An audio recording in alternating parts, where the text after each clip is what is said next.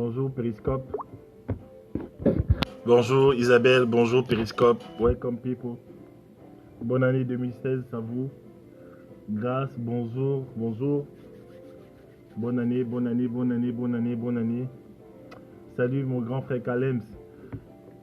Je vais allumer mon téléphone là. J'ai cru recevoir un WhatsApp de toi. Bonjour. Je vais bien Isabelle. Ah d'accord, tu m'as envoyé une photo Kalems. Ok, je vais regarder ça tout à l'heure. Ok. Ah c'est une vidéo. Ah oui, de la lumière. Ah ouais, c'est vrai que je pensais à voilà. Oui oui, je vois. C'est vrai que je pensais aller cette semaine. Ah ouais. Ouais, c'est important pour avoir une belle lumière parce que sur Periscope. Bonjour Tata Hélène.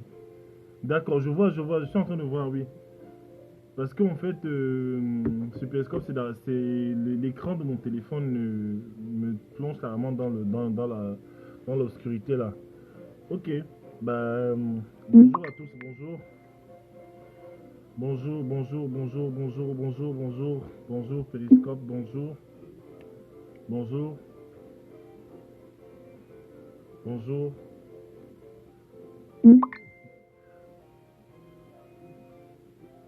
bonjour. Aujourd'hui, je vais continuer sur le lien d'âme, j'ai la conviction de le faire. Et je pense qu'avec le temps, je vais créer un e-book sur comment briser les liens d'âme. Parce que ça fait quand même un certain temps que je tourne sur ce sujet qui me passionne et je découvre encore de nouvelles choses en fait. Aujourd'hui, bonne année, merci beaucoup Kalems. Bonne année à ta famille aussi. Et aujourd'hui je vais parler de que faire après avoir coupé les contacts avec la personne pour qui on avait les liens d'âme, avec qui on avait les liens d'âme. J'ai donné un certain nombre d'étapes au début. Et donc en fait là je vais rebondir sur que faire. Je me suis arrêté on va dire, à la dernière étape qui consistait à couper tout contact, Facebook, téléphone, WhatsApp, Viber, tout ça. Maintenant, mon sujet de ce soir, c'est maintenant, qu'est-ce que tu fais? Qu'est-ce que tu fais? Qu'est-ce que tu fais lorsque... Salut. Oui, c'est déjà sur YouTube depuis ce matin. Salut Wally, salut.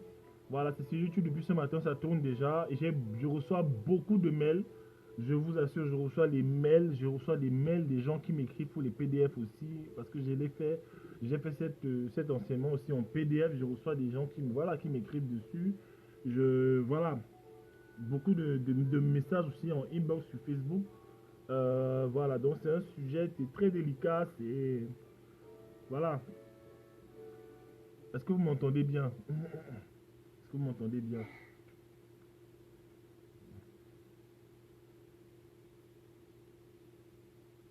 D'accord. Donc, la dernière fois, j'expliquais les liens d'âme. Je disais un petit récap, je disais que les liens d'âme, en fait, c'est le fait que deux âmes se lient. Je parlais des liens d'âme positifs qui sont des liens d'âme entre un homme et sa femme, parce que la Bible dit que l'homme quittera sa femme et s'attachera, l'homme quittera son père et sa mère, s'attachera à sa femme et ils deviendront une seule chair. En anglais, on dit cleave together, cleave. Ils s'attachent, ils se bloquent en fait ensemble, ils font une seule chair. Voilà. Ça, c'est un lien positif entre un homme et une femme, pas le lien du mariage. Voilà. Maintenant, les liens positifs aussi, les liens d'âme positifs aussi, les liens d'âme entre père et fils, mère et fille, fille et père, fils et mère, tonton et neveu, voilà. Vous m'entendez de loin? Attendez, là vous m'entendez? Là vous m'entendez? Rabaisse un peu. Légèrement, s'il te plaît. Juste légèrement. D'accord?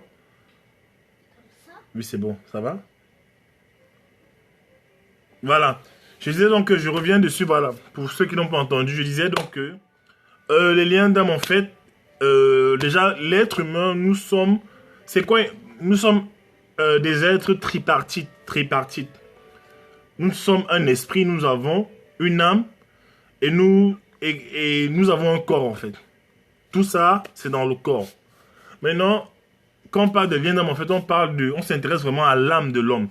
L'âme, c'est le réservoir des pensées, des émotions, de la volonté des sentiments de l'homme, en fait. Et lorsque l'homme souffre, en fait, par rapport aux relations, par rapport au domaine des liens d'âme, en fait, il s'agit ici de l'âme, en fait. L'homme souffre dans son âme, pourquoi? Parce qu'il a donné peut-être son cœur à quelqu'un et l'amour n'a pas été réciproque ou alors il a été séparé de la personne. Voilà, il y a beaucoup de choses qui se passent dans ce sens. Donc, j'expliquais que comment se forment les liens d'âme. D'abord, les liens d'âme, c'est quoi? C'est lorsque deux âmes s'attachent par trois voies. Deux âmes s'attachent par trois voies. Soul tie, voilà, en anglais, soul tie, c'est ça même. Donc, deux personnes s'attachent par les liens d'âme de trois façons. Première façon, c'est la proximité. Proximité, père, fils, mère, fille, fille, père, fille, fils, mère. Relation, lien d'âme positif, famille. Deuxième type de lien d'âme positif, c'est entre un mari et sa femme. Pas l'alliance du mariage. Parce que la Bible dit que l'homme quittera son père et sa mère et s'attachera à sa femme et ils formeront une seule chair. Donc les gars vont cleave together. Ils vont s'attacher ensemble. Ils vont se connecter ensemble. Voilà, ils forment une seule chair. Maintenant, le deuxième type de lien d'âme qui se forme, c'est les liens d'âme qui proviennent des paroles, des vœux. Tu es amoureuse d'une fille, tu lui promets le ciel. Tu es amoureuse d'un homme, en fait, voilà. Tu lui promets de ne jamais l'abandonner, de ne jamais la quitter. Et tu es amoureux d'un garçon, tu lui dis, je ne te quitterai jamais, je ne t'abandonnerai jamais, je ferai toute ma vie avec toi. Mais il se trouve que toi, étant donné que tu ne maîtrises pas ton avenir, qu'est-ce qui se passe? C'est qu'en chemin, bah, vous vous séparez et tu t'en vas ailleurs. Tu essayes de reconstruire ta vie, ça ne marche pas en fait. Tu essayes de te marier, même quand tu te maries, malgré les difficultés, dans ton mariage, tu n'es pas épanoui. Pourquoi? Parce que en fait, tu t'étais déjà attaché à quelqu'un, même au niveau verbal, en fait. Tu avais déjà dit à la personne que là, je ne te lâcherai jamais, en fait. Quand tu le dis, en fait, tu sèmes quelque chose dans le spirituel qui te bloque, en fait. Ça, c'est déjà négatif. On rentre dans la négativité. Maintenant, le troisième type de lien d'âme, c'est les liens d'âme qui sont faits par les rapports sexuels hors mariage, en fait. Donc, fornication, adultère, tout ça. Là, c'est très dangereux. Et c'est dans cette dimension que la plupart des gens souffrent, en fait. Et même les chrétiens, en fait. Les liens d'âme en mariage, sans être mariés. Voilà, des jeunes qui sortent ensemble, voilà. Peut-être qu'ils le savent, peut-être qu'ils ne savent pas que les rapports sexuels, pour un chrétien, en dehors du mariage, sont interdits. Ils le font quand même. Les liens d'âme se posent, en fait. Je vois même des gens qui se disent, oui, je vais juste avoir un rapport sexuel, je vais avoir une intimité avec cette personne, mais je ne mets pas mon cœur, donc je ne le fais pas de façon intime, en fait. Et la mauvaise nouvelle, c'est que même si c'est une relation d'une soirée comme ça, de passage, en fait, l'intimité se crée, en fait. L'intimité se crée, en fait. Dès qu'il y a rapport sexuel, en fait, il y a mariage. Et Dieu, parfois, les gens veulent se marier, ils n'arrivent pas à se marier, ils veulent faire des choses ensemble, ils n'arrivent pas à se marier. Pourquoi? Parce que Dieu ne te donne pas un mari, parce qu'il se rend compte que toi, tu es déjà marié. Et parfois, tu es marié à une personne, 2, 3, 4, 5. En fait, autant de personnes avec qui tu as eu des rapports dans ta vie, autant de liens d'âme, en fait, tu as à l'intérieur de ton corps. En fait, je me souviens de cette photo sur Internet, en fait, où... je me souviens de cette photo, en fait, sur Internet, où on montrait... Je voyais une femme qui avait eu des rapports avec plusieurs partenaires. Et à la fin, en fait, elle était rongée de l'intérieur. Tellement elle était remplie, en fait, d'hommes. Je vais essayer de retrouver ça si je peux. Voilà. Donc, en fait, il faut comprendre cette dimension-là. Et pourquoi est-ce que j'en parle, en fait? Moi, d'habitude, je parle beaucoup de destinée. Je parle beaucoup de talent. Je parle beaucoup de rivières financières, de potentiel. Pourquoi est-ce que je parle des liens d'âme, en fait? On dirait que ça n'a rien à voir, que je suis en train de faire un hors-sujet. Mais non, je ne suis pas en train de faire un hors-sujet parce que je me suis rendu compte que, justement, ce sera l'objet de mon prochain périscope. C'est que ton lien d'âme, les liens d'âme, en fait, impactent positivement ou négativement ta destinée. Voilà. Les liens d'âme, en fait, peuvent détruire ta destinée. Voilà. Comme peut faire avancer ta destinée. Voilà. Voilà. Pourquoi est-ce que j'en parle, en fait? C'est que c'est lié à ta destinée, tes liens d'âme. Déjà, j'ai mentionné que quand tu es dans les liens d'âme, en fait, tu désobéis à Dieu. Si tu désobéis à Dieu, tu es en train de taper à côté, tu es en train de pécher déjà. Quand tu... dans les liens d'âme, j'expliquais aussi que j'ai vu, au Mozambique où j'étais, j'ai vu des grands footballeurs. J'ai vu un grand footballeur congolais talentueux qui avait une carrière internationale en Europe, en fait, mais qui s'est arrêté au Mozambique. Pourquoi? Parce qu'il a rencontré une jolie femme là-bas. Et non, j'en ai pas parlé dans mon dernier périscope. Voilà, mais c'est ça, j'ai vu de mes yeux sur place un footballeur talentueux qui a fini sa carrière au Mozambique parce qu'en fait, il est tombé amoureux d'une femme là-bas et il est resté, en fait. Les liens d'âme peuvent te retenir dans un pays en fait où tu ne devais pas être. Voilà. Mais ça fera l'objet du prochain périscope. Voici la photo que j'ai trouvée. Voici la photo que j'ai trouvée. Vous voyez? Est-ce que vous voyez? Faites des cœurs si vous voyez. Faites des cœurs. Quelqu'un m'écrit si vous voyez, s'il vous plaît. J'espère que ça ne fait peur à personne. Hein. C'est juste une illustration, en fait. C'est vilain. Voilà. Voilà cette femme qui a eu des rapports avec plusieurs hommes. Voilà tous ces hommes qui sont à l'intérieur d'elle, en fait. Comment est-ce qu'elle va se marier, cette dame, en fait? Comment est-ce qu'elle va se marier? C'est pareil aussi pour les hommes. Hein. Voilà, n'accusons pas les femmes. Les hommes sont aussi dans ça. Je pourrais aussi trouver une photo comme ça où il y a plusieurs femmes à l'intérieur du corps d'un homme. Donc regarde ça. Regarde ça. Quand tu demandes le mariage à Dieu, tu pries Dieu, tu dis Seigneur, donne-moi le mariage. Comment est-ce que tu veux que Dieu te donne le mariage? Parce que lui, alors que lui te voit ainsi en fait. Voilà. Donc en fait, il faudra procéder à toute une série de prières, de délivrance en fait, pour que ces liens qui sont en toi soient détruits en fait. Ces liens soient détruits et que tu puisses avancer. Donc ça influence ta destinée énormément en fait, tes liens, les liens d'âme. Ça influence ta destinée énormément. Donc voilà, vraiment, invitez vos amis si vous pouvez. Invitez les amis, vos contacts si vous pouvez. Voilà. Donc en fait, je disais que le rapport sexuel, ben, ça crée des mauvais liens, des liens d'âme malsains, voilà. Et j'ai expliqué maintenant des étapes pratiques en fait. Des déclarations qu'il fallait faire. J'ai mis ça dans le PDF que j'ai envoyé à la plupart des gens qui m'ont écrit depuis le week-end. Je disais dans le PDF que il faut déjà détruire les liens verbalement. Et il faut prendre l'autorité avec ton identité en Christ. Tu détruis les liens. Tu commences d'abord par le renoncement. Tu renonces à tout mariage, à tout lien. Après, tu détruis tout lien par le nom de Jésus. Voilà. Après, maintenant, j'ai expliqué qu'il fallait jeter tous les objets qui ont appartenu, que les cadeaux que l'autre a fait, cadeaux que ce soit montres, bijoux, bagues, vêtements, voitures. J'ai parlé des voitures aussi, oui. Si quelqu'un t'a offert une voiture et que tu es marié avec quelqu'un d'autre, ben, cette voiture-là constitue un point de contact puissant dans ta vie, en fait. Une voiture, désolé, il y a des femmes qui vont dire, oui, mais la voiture, quand même, oui, c'est peut-être pour ça que tu as des problèmes, en fait, dans ta relation, dans ton mariage, en fait. Voilà, les objets, même si c'est la voiture, tu vas remettre. Si tu es vraiment un enfant de Dieu, tu es vraiment un enfant de Dieu qui marche avec le Seigneur, ben, tu vas comprendre que si tu amènes la voiture que ton ex t'a donnée et que ton mari peut-être te laisse le faire, il supporte ça dans son cœur, il n'est peut-être pas forcément honoré en fait. Dans son cœur, peut-être, il souffre de ça, mais voilà.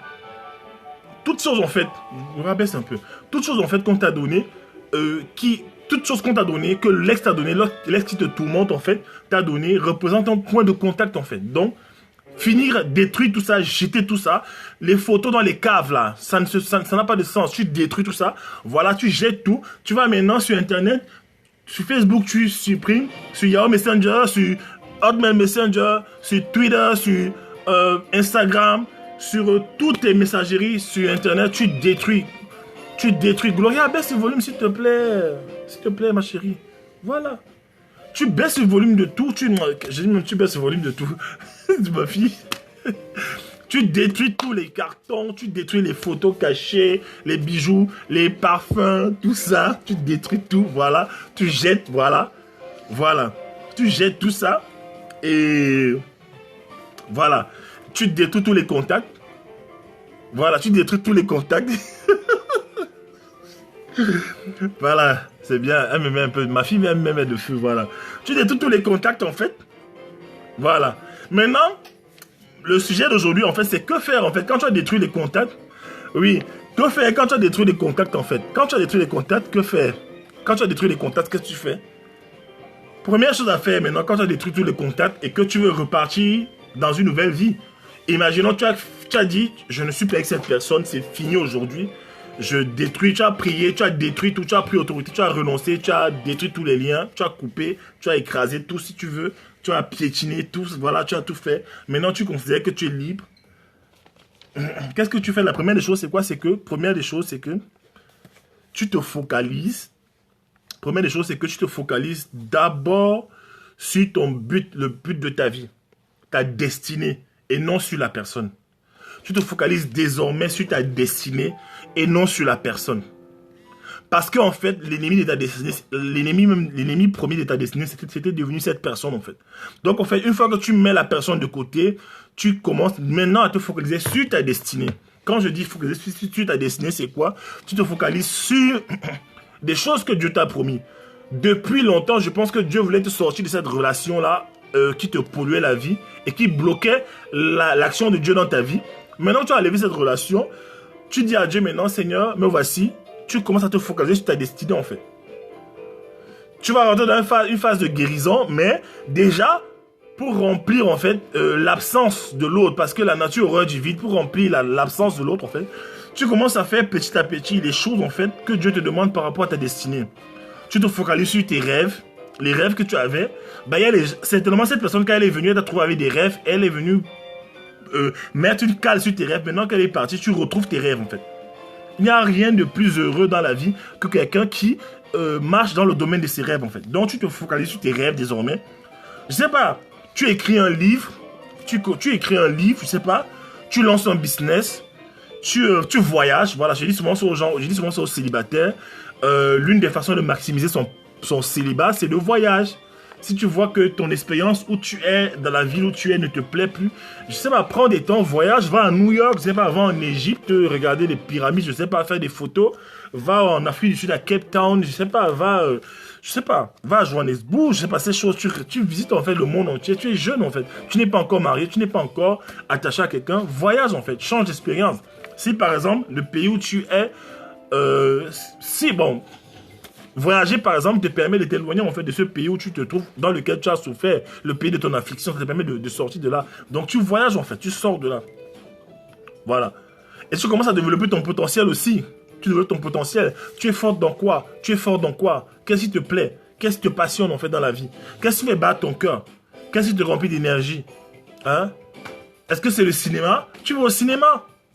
Est-ce que c'est, je sais pas, de faire des randonnées? Tu vas faire. Est-ce que c'est, je sais pas, c'est faire un sport, du basket, je sais pas, de la natation? Vas-y, fais ces choses en fait. N'aie pas honte, je dis souvent, n'aie pas honte d'aller au cinéma seul en fait. Tu vas au cinéma seul, oui. Il y a des gens qui disent que oui, tu vas au cinéma seul, c'est bizarre. Tu dois aller avec ta copine, non, mais si tu n'as personne, tu peux aller aussi au cinéma. Je vois souvent au cinéma, ici à la Défense, quand je vais, je vois des messieurs qui sont là seuls, je vois des femmes qui sont seules. Voilà, ils sont seuls, payent son ticket, elle enjoy sa personne, parce que c'est aussi une chose qu'il faut apprendre à la vie. Il faut apprendre à enjoy sa personne, son être. Il faut apprendre à s'enjoy en fait. Il faut apprendre à s'aimer, soit à se faire plaisir aussi. Je sais pas. Donc tu changes. Parfois aussi, quand tu sors d'une relation, tu as besoin de te renouveler, donc tu changes de tête. Tu peux changer de tête. C'est pas tu changes de coiffure, tu t'achètes de nouveaux vêtements, peut-être des vêtements qui viennent ouvrir une nouvelle saison de rafraîchissement, des vêtements un peu plus gais. Voilà, tu te changes de tête, tu te coiffes, tu te fais belle. Voilà, tu fais du sport. Voilà, tu changes de vêtements, les anciens vêtements qui marquent peut-être pour toi le temps que tu étais avec la personne. Ben, tu fais un sac, c'est prophétique, c'est puissant. Tu fais un sac de ces vêtements, tu emballes, tu mets tout à la poubelle, tu changes de vie de tête en fait. Voilà, tu respires un air frais en fait. Voilà, c'est ça. Moi, je sais qu'une fois quand j'étais sorti d'une relation, qu'est-ce que j'avais fait? J'avais changé de vêtements en fait. Je me sentais, voilà. La deuxième chose maintenant, c'est quoi? Deuxième chose, c'est... Deuxième chose, c'est que tu laisses passer la colère. Tu laisses passer la colère. Parce que, constamment, la pensée du mal que l'autre t'a fait va remonter, en fait. Bonjour, Nanouchka. Bonjour. Donc, cette pensée-là va remonter. Bien que tu auras coupé les ponts, bien que tu auras commencé à embrasser tes rêves, tu auras des fantômes, tu auras des pensées oppressantes de la personne, du mal que la personne t'a fait. L'ennemi va revenir, te mettre des pensées, te dire oui quand même, tu aurais dû te venger, tu aurais dû lui écrire une mauvaise lettre, tu lui écris une lettre de vengeance où tu l'écrases dans tes propos, tu envoies des mots, tu envoies une lettre incendiaire. L'ennemi va te mettre ses pensées en fait. Et qu'est-ce que tu fais? Et qu'est-ce que tu fais plutôt? Ben tu laisses passer la colère. Tu laisses passer la colère qui va vouloir polluer ton âme. Voilà. Parce que quand tu sors d'une relation comme ça où tu as été brisé, ben... si c'est vraiment toi qui as été brisé, quoi, si c'est toi vraiment voilà, qui a raison, tu vas te rendre compte que la colère veut souvent monter. Parce qu'il y a comme une envie de vengeance. Tu voudras te venger, en fait. Tu voudras en finir à la personne venger, peut-être envoyer un mail écrit, voilà. Troisième chose, c'est très important. Troisième chose, parmi les sentiments qui vont revenir, Il faudra faire face aux sentiments qui vont revenir en évitant de confondre la passion charnelle avec l'amour. Voilà. Faut jamais confondre la passion charnelle avec l'amour. Passion charnelle avec l'amour, en fait. Parce que quand tu vas être éloigné de la personne, en fait, même ton corps va réclamer l'autre. Ton corps physique va réclamer l'autre, en fait. Tu vas te souvenir, d'abord les pensées vont venir, tu vas te souvenir des moments passés avec la personne, et ton corps va commencer à réclamer l'autre, en fait. Mais ça ne veut pas dire que tu étais amoureux, que c'était le vrai amour, en fait. Tu vois? C'est pour ça qu'il ne faut pas confondre entre passion charnelle et amour, en fait. Il faudra faire le distinguo entre ce qui est charnel et le vrai amour. Le vrai amour, il est contenu dans 1 Corinthiens 13. 1 Corinthiens 13. 1 Corinthiens 13, je crois. 1 Corinthiens 13. L'amour est patient. L'amour est patient. Il ne s'enfle point d'orgueil. Il excuse tout. Il pardonne. Voilà. Il ne cherche point son propre intérêt. C'est un amour inconditionnel, en fait. Voilà. Quand l'autre n'est pas là, quand l'autre n'est plus là, et que tu as décidé de tout couper, en fait, il y a des sentiments d'amertume qui vont monter, mais aussi ton corps va réagir, en fait. Ton corps va réagir pour que tu te souviennes des choses et que tu aies envie. Et c'est ces pensées-là qui font qu'il y a des personnes qui ne sont pas fortes mentalement, qui repartent encore supplier. La personne se retrouve en train de rappeler l'autre que oui, vraiment, j'aimerais te revoir, bon, juste amicalement, comme ça, là. C'est parce que le corps, en fait, te trompe. Le corps te fait comprendre que tu l'aimes beaucoup, en fait. Mais en fait, si tu aimais vraiment la personne, si c'était le vrai amour entre vous deux, vous n'en serez pas là. Peut-être vous serez mariés, je ne sais pas. Voilà. Quatrième chose à faire, c'est renouvelle tes pensées. Renouvelle tes pensées, Romains 12. Voilà, Romains 12 dit, ne nous conformons pas, ne te confonds pas au siècle présent, mais sois renouvelé dans tes pensées, en fait. Renouvelle tes pensées, renouvelle tes pensées, en fait. Quand tu es sorti d'une relation, tu as été détruite comme ça, où les liens d'âme te fatiguent, en fait. Il faut changer ton mécanisme de pensée. Change ça, tu changes. Tu changes, en fait. Tu remplaces ça par des pensées positives. Tu remplaces ça par la parole de Dieu. Qu'est-ce que Dieu dit sur toi, personnellement? Qu'est-ce qu'il dit sur ta vie? Qu'est-ce qu'il t'a promis, en fait? Tu remplaces ces pensées-là. Tu vas voir ces fantômes de pensées, ces pensées noires qui vont monter pour te dire, oui, retourne là-bas, machin. Voilà. Tu remplaces ces choses, ces pensées-là, négatives là, tristes là, les pensées de tristesse, d'abandon, tu les remplaces en fait par la parole de Dieu. Voilà. Hein? Tu remplaces par la parole de Dieu. Ça, c'est Romains 12. Ce qui se passe, c'est que si tu ne renouvelles pas tes pensées, tu vas répéter les anciennes habitudes qui étaient installées en toi comme des solides forteresses. Voilà. Si tu avais l'habitude tout le temps d'être dépendant de cette personne sur le plan affectif, si tu avais l'habitude d'être dépendant sur le plan affectif, à la première tristesse, qu'est-ce que tu vas faire? Tu vas retourner chez la personne, appeler la personne, ou alors quand la personne va t'appeler, tu vas céder facilement. Mais si tu renouvelles tes pensées, en fait, en renouvelant tes pensées par la parole, tu vas commencer à détruire les fondations de ces mécanismes de dépendance affective, en fait. Et tu vas commencer à être libre. Et c'est pour ça que tu pourras peut-être rencontrer la personne un jour, et la personne ne te dit plus rien, quoi. La personne te dit, bon, voilà, salut, la personne veut revenir, tu dis à la personne, non, non, c'est bon, moi je suis bien. Voilà. Voilà. Il y a un morceau de Boyz II Men, un album de Boyz II Men, je ne sais pas si vous connaissez, I'm Doing Just Fine. I'm Doing Just Fine. Je crois qu'il écrit à son ex, et il dit à son ex que oui, je vais bien, quoi. Ma vie va bien, je vais bien, je suis bien, voilà. Parce qu'il a pu dépasser ce stade, en fait. Il a pu dépasser ce stade, il a guéri, en fait, de ses douleurs. Et il dit à la fille, I'm doing just fine. Baby song, tu vois, et dire à la fille que je suis fort, je suis devenu fort, je vais bien, ma vie va bien, je gère, voilà. Et parfois aussi, il faut pouvoir vivre cette dimension-là. Tu dis à l'autre que, oui, peut-être ça s'est pas bien passé, mais sache que, voilà, je suis fort, je suis bien, voilà, j'avance en fait. Voilà. Maintenant, l'autre étape, la cinquième étape, après avoir dit non, totalement, la cinquième étape, c'est la guérison émotionnelle. Maintenant que tu as commencé à installer, à renouveler tes pensées maintenant, quand tu renouvelles tes pensées maintenant, il faut passer dans un stade de guérison émotionnelle où tu laisses le temps au Saint-Esprit de te guérir. Tu pries pour ça, tu pries avec des frères, avec des sœurs. Il faut le faire. Ne va pas te remettre dans des relations. Gloria, on va un peu le volume s'il te plaît ma chérie. Ne va pas dans les relations où tu vas... Ne plonge pas dans une relation, n'essaie pas de te réfugier dans une relation pour oublier quelqu'un en fait. Laisse le Saint-Esprit te repositionner, te guérir, masser ton cœur, bonder ton cœur, enlever les cavités, tout ce qui est du sang dans ton cœur, qui te fait mal, des épines, des tristesses, tout ça. Le Saint-Esprit va enlever ça pendant un certain temps. Voilà. Tu te reposes. Tu te reposes. Tu te reposes. Voilà. Tu acceptes de te reposer. Tu acceptes de rester seul. Certaines personnes ne veulent pas rester seules, en fait. Certaines personnes ne veulent pas rester seules. Rester seules. Moi, j'ai vu des gens comme ça qui ne veulent jamais, qui ne peuvent pas avoir une relation. Je sais pas. Dès qu'il y a une relation, il faut déjà qu'elle ait une autre relation. Un peu comme les singes. Quand le singe lâche une branche, en fait, avant d'aller sur un autre arbre, en fait, quand le singe lâche une branche, c'est parce que le singe sait qu'il a une autre branche, en fait. Donc, il y a des gens comme ça, là. On te largue ici. À peine on t'a largué, à peine tu sors d'une relation, tu commences déjà à chercher les gens pour voir dans ton entourage avec qui tu vas sortir. Pourquoi? Pour que cette nouvelle personne vienne être un tampon, en fait, à ton cœur. Bien comme un tampon entre toi et la personne qui vient dont tu viens de te séparer, en fait. Tu veux créer un tampon. C'est-à-dire que quand tu as mal, en fait, il faut quelqu'un qui va venir faire le tampon sur ton cœur directement. C'est pas comme ça que ça se passe. C'est pas comme ça que ça se passe, en fait, en amour, en fait. Non.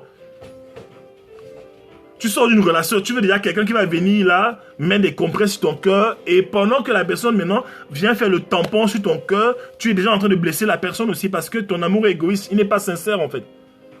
Il y a des gens comme ça là, rentrent dans une relation avec quelqu'un, tu penses que la personne t'aime, mais la personne ne t'aime pas, la personne profite de toi, voilà, profite de toi pour guérir de son ex. Et par contre la personne va se servir de toi pour faire revenir son ex, en fait. Voilà. Donc ne profite pas des gens pour guérir ton cœur. Profite de la présence de Dieu pour guérir ton cœur. Demande à monte ton cœur. Présente ton cœur à Dieu. Présente ton cœur à Dieu. Tu dis, Seigneur, guéris-moi, Saint-Esprit, guéris-moi, ça fait trop mal. Il faut accepter ça. Si tu vas accomplir ta destinée, il faut accepter parfois d'avoir mal pour mieux avancer. Il faut accepter parfois de reculer pour bien avancer. Tu ne peux pas accomplir ta destinée avec Dieu en trimballant les gens que Dieu ne veut pas dans ta vie. En fait, tu ne peux pas faire ça. Tu vas pas être là chercher à convertir quelqu'un à tout prix pour que Dieu, le Seigneur change son cœur, pour que la personne t'aime et afin que tu fasses la volonté de Dieu. Tu ne peux pas faire ça, ça ne va pas marcher, en fait. Dieu te veut entier. Dieu veut avoir la place numéro 1 dans ta vie, en fait. Voilà. Voilà. Donc tu apprends à guérir de ça. Tu guéris aussi des paroles. Il faut guérir des paroles de la personne. Guérir des paroles de la personne, en fait. Les paroles de promesses que la personne t'a faites. La personne aussi fait des promesses souvent. Tu guéris de ça, en fait. Parce que quand on te fait des promesses, généralement, qu'est-ce qui se passe? C'est quoi? C'est que quand quelqu'un te fait des promesses, tu as tendance à programmer ta vie par rapport aux promesses de l'autre, en fait. Et quand les promesses ne sont pas tenues, qu'est-ce qui se passe? Tu as perdu du temps, en fait, et tu es blessé. Donc, il faut guérir des promesses que le gars t'a fait. Il faut guérir des promesses que la fille t'a faites, en fait. Alors que tu l'as consacré des années, il faut guérir de ses promesses, en fait. C'est important. Il ne faut pas négliger ça. Il t'a dit, je ferai ça, je ferai ça. Il faut guérir de ça. Il faut guérir de ses promesses. C'est important, guérir de ses promesses, en fait. Voilà. Guérir aussi des paroles de la personne, des paroles rabaissantes de la personne. Pendant que tu supportais la relation avec la personne, pendant que tu tenais bon dans la relation, pendant que tu te mettais ta famille à dos, ta famille qui voulait te décourager parce que ta famille avait vu la vérité, pendant que tu te mettais tes amis à dos pour supporter la personne aussi profitait pour t'envoyer des pics souvent. La personne te blessait, voilà. Ça arrive souvent dans les relations. J'ai vu des relations où ta famille te dit c'est pas la bonne personne pour toi, tes amis te disent c'est pas la bonne personne, mais tu mets ta famille à dos, tu mets tes amis à dos, tu mets tout le monde, tu te coupes du monde, tu t'envoies cette personne comme Bonnie et Clyde, là, tu décides de voyager avec la personne, deux amoureux aventuriers, vous allez à travers le monde, vous allez, je sais pas, manger dans les champs, vous allez cueillir, je sais pas, du maïs quelque part, je sais pas, vous allez boire, vous allez dormir à la belle étoile, tout ça. À un moment donné, quand il n'y a plus d'argent, vous vous rendez compte que c'est pas ça, les tensions commencent à monter et le gars t'envoie des paroles blessantes en fait. Voilà. Souvent dans les films, tu vois, j'ai vu un film une fois avec ma femme, c'était une femme qui quitte son mari parce qu'elle est amoureuse du maçon. Donc elle s'en va, elle claque tout, elle claque son mari, elle claque tout, les enfants, elle laisse tout le monde. Elle s'en va avec le gars, ils sont beaux, bien sûr, le maçon est viril. Voilà, ils s'en vont, ils fuient, ils vont, je sais pas, quelque part dans la France, où ils vont, je sais pas, ils ont pris la voiture, ils sont allés très loin. Ben, ils ont commencé à vivre dans les champs, ils mangeaient dans les petits restaurants je sais pas, sur l'autoroute, je sais pas. Ils vivaient là-bas. Et ce qui se passe, c'est quoi? C'est qu'à un moment donné, l'argent commence à manquer. L'argent commence à manquer. Mais qui a l'argent? C'est le mari, en fait, que la femme a fait qui a l'argent. Il est millionnaire. Le maçon n'a pas d'argent puisqu'il était l'employé du patron. Qu'est-ce qui se passe? Ben, la femme a honte. Le mec aussi, il est désolé. Ils se mettent à aller, à récolter les pastèques. Ils se mettent à récolter les pastèques. On a vu le film ensemble. Et comment ils se mettent à récolter les... Je vais chercher le film, je vais mettre sur Facebook. Ils se mettent à récolter les pastèques. Et ils gagnent un peu d'argent. Alors qu'ils ont un peu d'argent, la femme est contente. Elle se dit non, cet argent, ça va quand même alimenter notre amour. Les voilà qui retournent encore dans l'amour, ils avancent. À un moment donné, l'argent des pastèques finit. Ça finit. Voilà. Et ils avancent comme ça, de galère en galère. L'argent commence à manquer. Et commence à se faire des problèmes. Maintenant, il faut revenir. Il faut revenir maintenant dans la maison, créer des problèmes au mari pour qu'ils aient l'argent pour vivre en fait. Et la même personne en fait, pour qui tu as tout abandonné, commence à te créer des problèmes parce qu'il n'y a pas l'argent. Voilà. Donc, il faut guérir des paroles, en fait, des promesses, là. Quand on est amoureux, là, tout se passe bien, là. Le gars te fait des promesses, voilà. Voilà. Il t'envoie aussi des mauvaises paroles. Il faut guérir de toutes ces paroles. Promesses comme paroles dévalorisantes, en fait. Parce que ces paroles-là ont créé ta réalité. Si tu es resté dans cette relation toxique, parfois si tu restes dans une relation toxique, c'est parce que le gars t'a donné des paroles mielleuses, ou la fille t'a dit des choses qui t'ont convaincu, en fait. Quelqu'un a cassé le bois dans ton oreille. On dit souvent, là, casser du bois. Voilà, les entières. On a une tata antillaise là. Elle nous avait dit que bah, chez eux, en fait, on dit casser le bois. On casse le bois. On te fait jouer des belles mélodies dans tes oreilles là. Tu restes en fait. À cause des belles paroles, tu mets ton futur en stand-by. J'en parlerai dans ma prochaine vidéo. Tu mets ta destinée. Tu remets même le plan que Dieu a pour toi en stand-by à cause d'une femme. À cause de l'amour. De l'amour. Tu remets tout ce que Dieu a mis sur pied pour toi. C'est pourquoi quand Dieu vient dans ta destinée, qu'est-ce qu'il fait? J'ai remarqué la plupart des gens, quand Dieu entre dans leur cœur pour travailler avec eux, il attaque d'abord les relations. Oui, Dieu quand il arrive, il commence à attaquer, il attaque ton copain là, le copain avec qui tu es là. Il sait que c'est pas bon. Il attaque la copine. Je sais de quoi je parle. J'ai fait une vidéo, je vous ai parlé des gens avec lesquels je me suis séparé, desquels je me suis séparé parce que je devais honorer Dieu. Quand Dieu arrive dans ta relation, il veut te bénir, il te dit oui, je te bénirai, je ferai ceci de toi, je ferai cela de toi. Mais voilà une chose que je te reproche, je n'aime pas cette personne, pas qu'il n'aime pas la personne, je n'aime pas cette relation dans laquelle tu es, je veux que tu sortes là. Beaucoup de chrétiens s'arrêtent là, je vous assure, les chrétiens s'arrêtent à ce niveau. Ils aiment Dieu, ils bénissent Dieu, ils chantent à l'église. Mais souvent, ils ont des copains au quartier. Il y a des sœurs à l'église, elles sont à l'église. Elles sont à l'église, elles prient le Seigneur. Tu la vois, elle est zélée, elle prie en langue, elle est forte. Mais elle a un copain au quartier, elle ne te dit pas, elle ne le présente pas sur Facebook, elle ne le présente pas sur Internet, on ne la connaît pas, on ne connaît pas le copain, mais elle a un copain au quartier, dans son quartier, dans sa ville, qui n'est pas souvent chrétien. Qui n'est pas souvent chrétien. Et il y a les souffrances en silence. Il y a les souffrances en silence, en fait. Donc quand le Seigneur arrive, qu'est-ce qu'il veut? Il veut détruire ça. La plupart des temps, c'est ça. Et il y a les gens maintenant, face à cette exigence du Seigneur, de couper cette relation, bah, ils commencent à devenir comment? Ils deviennent refroidis spirituellement. Parce que, quelque part, ils discutent, ils négocient avec Dieu, en fait. Ils ne veulent pas lâcher la personne parce qu'ils aiment trop. Donc, ils sont dans des liens d'âme. Ils savent au fond que c'est bien de quitter cette personne parce que ce n'est pas la personne pour ma vie. Mais ils essaient. Voilà, pour les garçons aussi, j'insiste depuis aussi pour les garçons, je parle aussi des garçons. Ils insistent dans une relation où Dieu te dit ce n'est pas la bonne personne. Et c'est les gens, par exemple, qui te voient, qui te demandent de l'aide et qui vont te dire que oui, cette personne, je sais que c'est pas bien. Voilà, cette personne n'est pas bien pour moi. Mais quand même, c'est un gars gentil, hein, il prie. Le gars l'a pris. Il lit beaucoup, il a les livres bibliques, il a beaucoup de Bibles dans sa maison. Voilà. Il y a des gens comme ça, ils pensent que parce qu'ils ont beaucoup de Bibles dans la maison, c'est qu'ils sont trop enfants de Dieu. Ben, tout le monde peut acheter la Bible. Hein. Voilà. Il y a des gens, il y a les Bibles, même dans les maisons des gens méchants, il y a les Bibles. Donc parfois tu penses que c'est parce que tu as beaucoup de Bibles chez toi, tu te dis que non, le gars vraiment, il est quand même, il a les mauvaises habitudes, mais je crois quand même que on peut changer son cœur. En fait, tu n'es pas le Saint-Esprit. Tu n'es pas le Saint-Esprit. Miles Monroe parlait des gens des filles qui amènent des garçons à l'église là. Voilà, elle amène des garçons à l'église, il n'est pas chrétien. Elle se dit elle dit au pasteur, évangélise-moi ce gars, convertis-moi cet homme-là, Seigneur. Pasteur, c'est mon mari. Qu'on met les mains sur moi. Si tu mets seulement les mains sur sa tête, là, tu imposes seulement les mains sur sa tête, là, il va devenir chrétien et ce sera bon pour moi. Je rentre dans ma destinée. Non. C'est pas le pasteur qui convertit quelqu'un, c'est le Saint-Esprit. La Bible dit que si vous venez à moi, sachez que ce n'est pas vous qui m'avez appelé, c'est moi qui vous ai appelé en fait. Personne ne peut venir à moi si je ne l'ai attiré. C'est ce que Jésus dit. Personne ne peut venir à lui si Jésus d'abord t'attire. Tu vas voir un nouveau converti, qu'est-ce qui se passe? Ou alors quelqu'un qui va bientôt être converti, qu'est-ce qui se passe? Le Seigneur commence à lui mettre des questionnements existentiels dans sa tête. Il commence à lui demander qui est Dieu. Pourquoi est-ce qu'il est comme ça? Pourquoi? Il pose des questions. Et c'est à force de poser des questions qu'il y a une soif qui vient et il donne sa vie au Seigneur. J'ai souvent remarqué ça. Voilà. Donc, enfin, n'essaye pas de prendre quelqu'un, de maintenir une relation toxique en te disant Dieu va sanctifier la personne. Tu dis que oui, si 2, 3 personnes sont réunies ensemble pour demander quelque chose à Dieu, cette chose sera accordée au nom de Jésus. Oui, tu amènes même des gens, tu amènes des amis pour qu'on prie pour la personne. Mon frère, le genre de parole là, c'est pas biblique. Pourquoi? Parce que Dieu a dit ne vous mettez pas sur un joug étranger avec un inconverti. Voilà.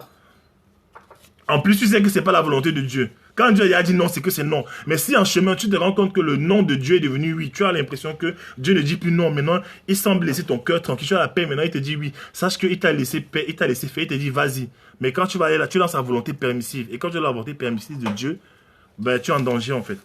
Voilà. La 40e étape. La 40e étape. La 6e étape, voilà. 6e étape, après avoir coupé tous les contacts, ben, tu décides, tu prends la décision. Ce n'est pas que tu souhaites. Tu décides solennellement. Tu décides. Je dis bien, tu décides en fait.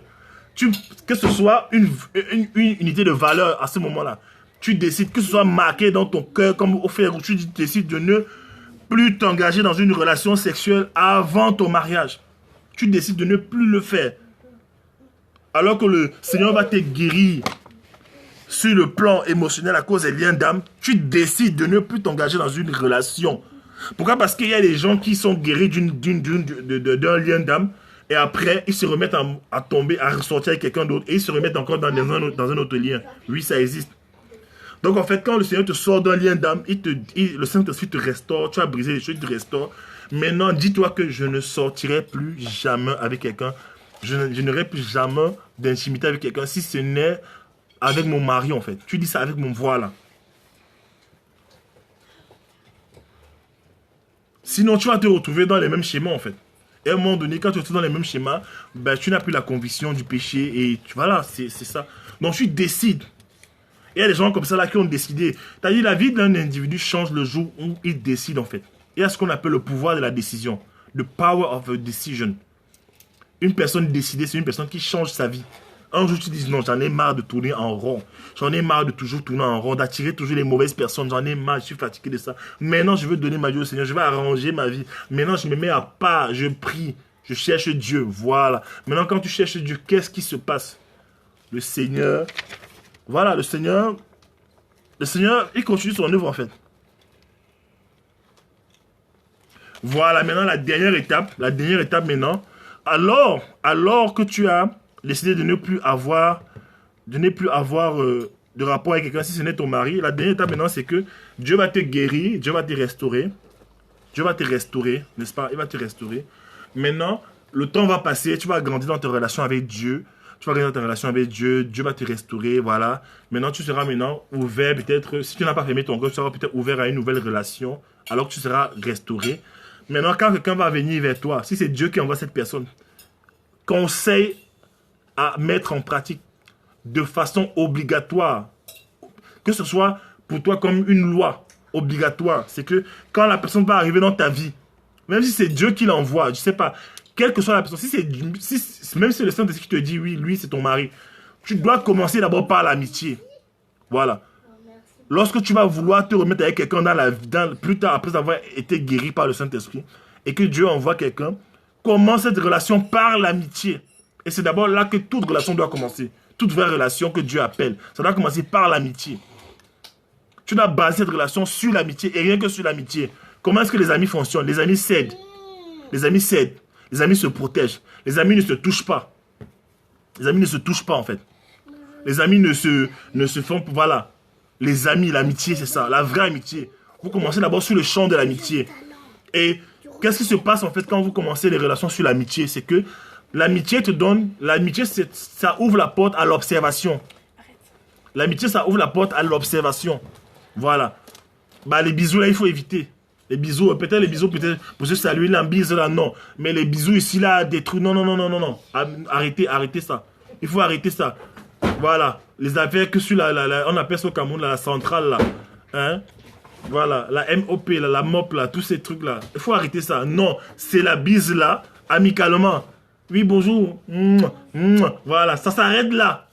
Pas de... Quelqu'un m'a demandé, frère William, comment je fais? J'ai ma fiancée, on s'aime bien, mais on n'a pas d'intimité. J'ai dit, d'accord, c'est bien. Il me dit, même si les jours là même, je suis même trop gentil. Même si la joue là même, c'est chaud. Parce qu'il y a des gens, juste la joue là, ça peut lui donner des idées, ça peut lui donner des idées bizarres en fait. Il y a des gens qui sont tactiles, voilà.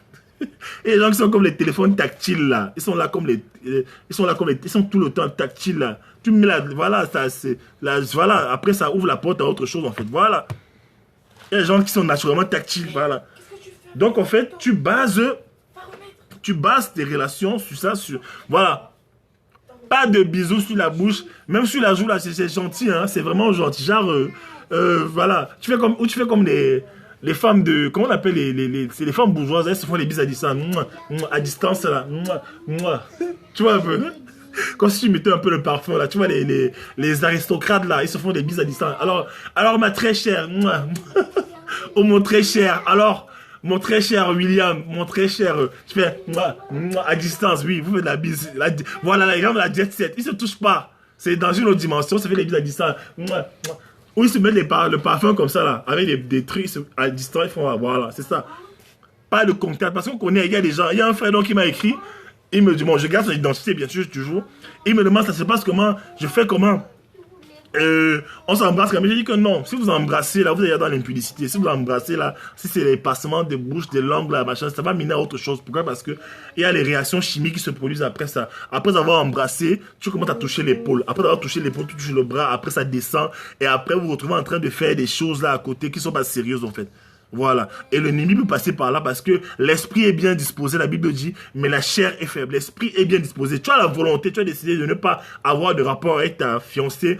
Tu te maintiens à ça, mais ta chair peut tellement chauffer que tu commences à penser autrement en fait. Voilà. Donc il faut éviter toute chose. Et en plus, ce que j'ai dit au jeune homme, c'est quoi? C'est que si tu sais que, déjà, il faut savoir si la fille, c'est la femme de ta vie. Si tu sais que c'est la femme de ta vie, pourquoi tu t'embrouilles en fait? Hein? Si tu as pu attendre longtemps avant de la rencontrer, avant de rencontrer l'être aimé, tu peux encore attendre plus. Hein? Oui, bon, ils ont peur que ça marche pas. Ben, je sais pas. Ou tu fais confiance à Dieu, ou tu fais pas confiance à Dieu. Quand Dieu t'envoie quelqu'un, c'est parce qu'il a testé la personne. Excusez-moi, Dieu teste les gens avant de les envoyer. Dieu t'envoie une femme, il la teste d'abord. Il sait que cette femme-là, même si elle a des défauts aujourd'hui, même si elle a tel caractère, c'est la femme qu'il te faut. Il sait. Quand Dieu t'envoie un homme, il sait, il a testé l'homme. Même si encore au début, il a les manquements dans sa vie, dans son caractère, peut-être dans son... Je sais pas, mais Dieu sait que c'est la bonne personne pour toi. Dieu sait qu'il va parfaire les choses, en fait. Quand Dieu vous met ensemble au début, vous n'êtes pas parfait, vous avez encore des failles. C'est quand vous vous mettez ensemble dans le mariage que vous vous rendez compte que, mais en fait, tu m'avais pas dit ça, tu m'avais pas dit que tu es comme ça, tu m'avais pas dit que je savais pas, oui, Dieu sait ça, ça n'étonne pas Dieu, ça vous étonne tous les deux, mais ça n'étonne pas Dieu. Donc j'ai dit à la personne, au lieu de chercher à vous embrasser, laissez ça, laissez ça. Tu as pu attendre pendant longtemps le célibat, là, tu as attendu, là, voilà. Tu t'es préservé, maintenant quand la fille arrive, maintenant tu commences à paniquer, tu veux l'embrasser, bah non, vous arrêtez tout ça. Et les femmes, parfois, vous les femmes, vous ne supportez pas qu'il n'y ait pas de bisous parce que vous avez l'impression qu'il n'y a pas d'affection. Mon frère, apprends à l'aimer autrement. Apprends à aimer le gars autrement. Apprends à l'aimer, voilà, autrement. Vous voyez juste son regard, voilà, son regard, sa présence déjà te fait déjà du bien. Voilà, vous causez amicalement. C'est pas vous lisez des livres, hein. Vous lisez des livres. Voilà. Voilà. Donc quand tu as rencontré la personne, la nouvelle personne, après avoir eu ton cœur restauré, quand le Saint-Esprit te dit, maintenant que tu es restauré, je t'amène quelqu'un. Quand le Saint-Esprit te dit, maintenant que tu es restauré, voilà, je t'amène quelqu'un, commence d'abord par l'amitié. Je disais que, voilà, moi je priais, ma femme, on priait déjà sur les montagnes. Voilà. Vas-y, vas-y. Voilà. Un instant, j'arrive.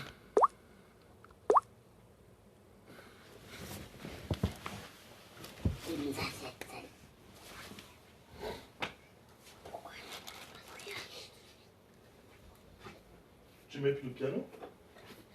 Si, en fait, c'est parce que c'est pour... je ne fais plus de piano parce que pour l'instant, je dois manger. D'accord. Ça va comme ça? Tiens. Tiens.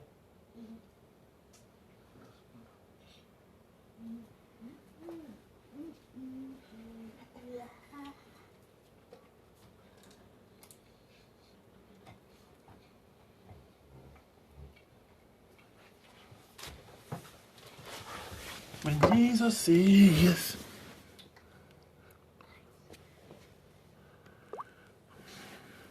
Voilà, je disais donc que si tu as, voilà, dans la période, quand tu rencontres la nouvelle personne que Dieu t'a donné, que Dieu a amené dans ta vie, alors que tu as été restauré, qu'est-ce qu'il faut faire? Il faut baser sur votre relation sur l'amitié.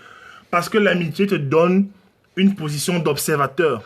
C'est étant ami, alors que vous êtes amis, les sentiments ne sont pas encore engagés vraiment à fond comme ça le devrait. La Bible dit que ne réveille pas l'amour trop tôt. Dans Cantique des Cantiques 2, ne réveille pas l'amour trop tôt. Ne réveillez pas l'amour trop tôt, en fait. Ne réveillez pas l'amour trop tôt. Et Dieu m'a dit ça dans ma relation. Ne réveillez pas l'amour trop tôt. Ne réveillez pas l'amour trop tôt. Donc, quand tu observes, en fait, tu auras le temps de voir si il est propre ou si elle est propre ou si tu auras le temps de voir comment ces relations se passent, s'il s'entend bien avec ses parents, s'il s'entend bien avec ses amis, s'il est le genre de gars à critiquer les gens, s'il est le genre de fille à faire du commérage, si tu auras le temps d'observer son rapport à l'argent. Étant ami, en fait, tu n'es pas encore engagé émotionnellement. Voilà. Déjà, étant donné que tu as souffert de l'ancienne relation, tu commences déjà, tu sais déjà comment mettre de la distance en fait. Tu commences à l'observer sur le plan des finances. Est-ce qu'il est fidèle? Est-ce qu'à l'église déjà, si vous êtes à l'église, est-ce qu'il paye sa dîme, tout ça? Est-ce qu'il est travailleur? Est-ce qu'il aime travailler? Est-ce qu'il est créatif? Est-ce qu'il aime créer des choses? Est-ce qu'il est toujours en train de voir loin? Voilà, ces choses en fait. Mais la phase de l'amitié va te donner cette position-là. Cette position. Voilà, la phase d'amitié va te donner cette position. Cette position. Si ils ne sont pas dans le même pays, ben je sais pas. Moi, je sais pas comment répondre à cette question. Ils ne sont pas dans le même pays. Attends. Non, je sais pas. Honnêtement, avec humilité, je sais pas. Ils ne sont pas dans le même pays, ben c'est quel genre de relation en fait? Tu ne vas pas connaître quelqu'un qui n'est pas dans ton pays en fait. Il faut quand même qu'il y ait un temps, soit peu, une proximité. Il faut quand même vous connaître. Tu vas observer quelqu'un à distance. Voilà. Même Dieu permettra que vous vous rencontriez physiquement, en fait. Voilà. Donc, c'est ce que je voulais dire par rapport à ce truc. Je vais faire un récap. Je vais faire une autre vidéo tout à l'heure. Je vais faire une vidéo Après, si je refais un autre périscope où je vais parler de les liens d'âme et ta destinée. Comment les liens d'âme peuvent bloquer ta destinée. Je vais en parler tout à l'heure. Je ne vais pas attendre demain pour le faire parce que demain, j'ai encore d'autres sujets à débattre. À faire sur la destinée, sur la passion, voilà. Donc voilà. Donc je vais reprendre ça. Donc qu'est-ce qui se passe quand... Ça c'est la suite de la vidéo 2. Que faire si je récapitule pour les gens qui viennent d'arriver, pour Susanna, pour tout le monde. Bonsoir Susanna en passant. Voilà, voilà. Je vais mettre cette vidéo sur YouTube dès ce soir. Ce sera disponible demain matin. Donc... Premier élément, c'est que tu te focalises quand tu as dit non à la personne, alors que tu souffres, malgré que tu souffres. Qu'est-ce que tu fais? Première des choses, c'est que tu te focalises d'abord sur le plan de Dieu pour ta vie. Et non sur la personne. C'est-à-dire, tu enlèves, tu remplaces, tu changes de mécanisme en fait. Bonsoir Susanna, comment tu vas? Tu changes de mécanisme en fait. Alors que la personne était devenue le centre de ta vie, tu enlèves la personne, tu remplaces la personne par le plan de Dieu pour ta vie. Le plan de Dieu pour ta vie devient le sujet de tes méditations quotidiennes, de tes mouvements, de ta respiration. Quand je dis le plan de Dieu, ça veut dire Dieu y compris. Dieu d'abord à la tête. Dieu devient ta préoccupation. L'église où tu sais devient ta préoccupation. Les choses de Dieu pour ta vie deviennent ta préoccupation. Voilà. Tu te focalises sur les rêves que tu as. Tu te focalises sur le livre que tu dois écrire. Si Dieu t'a demandé d'écrire des livres, écris-les. Si Dieu t'a demandé de faire des CD, je sais pas, de balayer, de faire des blogs, de voyager, développe ton potentiel. Fais ce que Dieu t'a demandé de faire. Fais ce que Dieu t'a demandé de faire. Ça va t'occuper. Parce que j'ai découvert une chose, c'est quoi? C'est que quand tu es passionné par ce que tu fais, il faut que Dieu vienne t'interrompre pour te marier. Écoutez bien. la passion pour les choses que tu fais dans la vie apporte plus de satisfaction que le mariage, en fait. Écoutez-moi bien, je vous mens pas, en fait. Quand quelqu'un est passionné par l'œuvre de ses mains, par son appel, par ses rêves, en fait, il est tellement passionné que Dieu doit l'interrompre pour lui dire, hey, tiens, tu ne pourras pas aller plus loin. Je sais que tu es passionné, mais il te faudra te marier. Adam, dans le jardin d'Éden, Genèse 2, versets 17 à 18, il était en train de cultiver le jardin, il avait trouvé son spot. Il avait trouvé son spot, son truc à lui. Il était en train de faire ça. Dieu lui a dit, hey, attends, je sais que tu es travailleur, tu es passionné, mais j'ai besoin de tunnel parce que devant, parce que Dieu connaît tout chose, Dieu connaît ton futur, c'est que devant, tu ne pourras pas aller plus loin. L'homme a une vision télescopique, la femme a une vision grand angle, en fait. Voilà, on a besoin d'être ensemble, tu as besoin d'être avec ta femme pour accomplir ta destinée, voilà. Donc en fait, pendant que tu te focalises sur les choses que tu aimes, tu n'auras même pas l'impression que l'amour te manque, je vous assure. Les gens qui sont trop là dans les relations, oui, il faut qu'on m'aime, il faut qu'on m'aime, il faut qu'on m'aime, c'est parce qu'ils n'ont pas trouvé leur passion dans la vie. Quand tu as trouvé ta passion, parfois on est obligé de te dire que tu es amoureux, parfois ton copain est obligé de te dire, mais c'est comment? Tu es tellement passionné par ton Dieu que tu m'appelles plus, voilà. Dans un mariage, pourquoi est-ce que... Dans un mariage, pourquoi j'ai fait une vidéo récemment où je parlais de l'importance en fait pour l'homme de trouver le but de sa femme. Quand une femme ne connaît pas son but dans la vie, elle est mariée à un homme, l'homme va devenir sa vision. L'homme deviendra sa vision.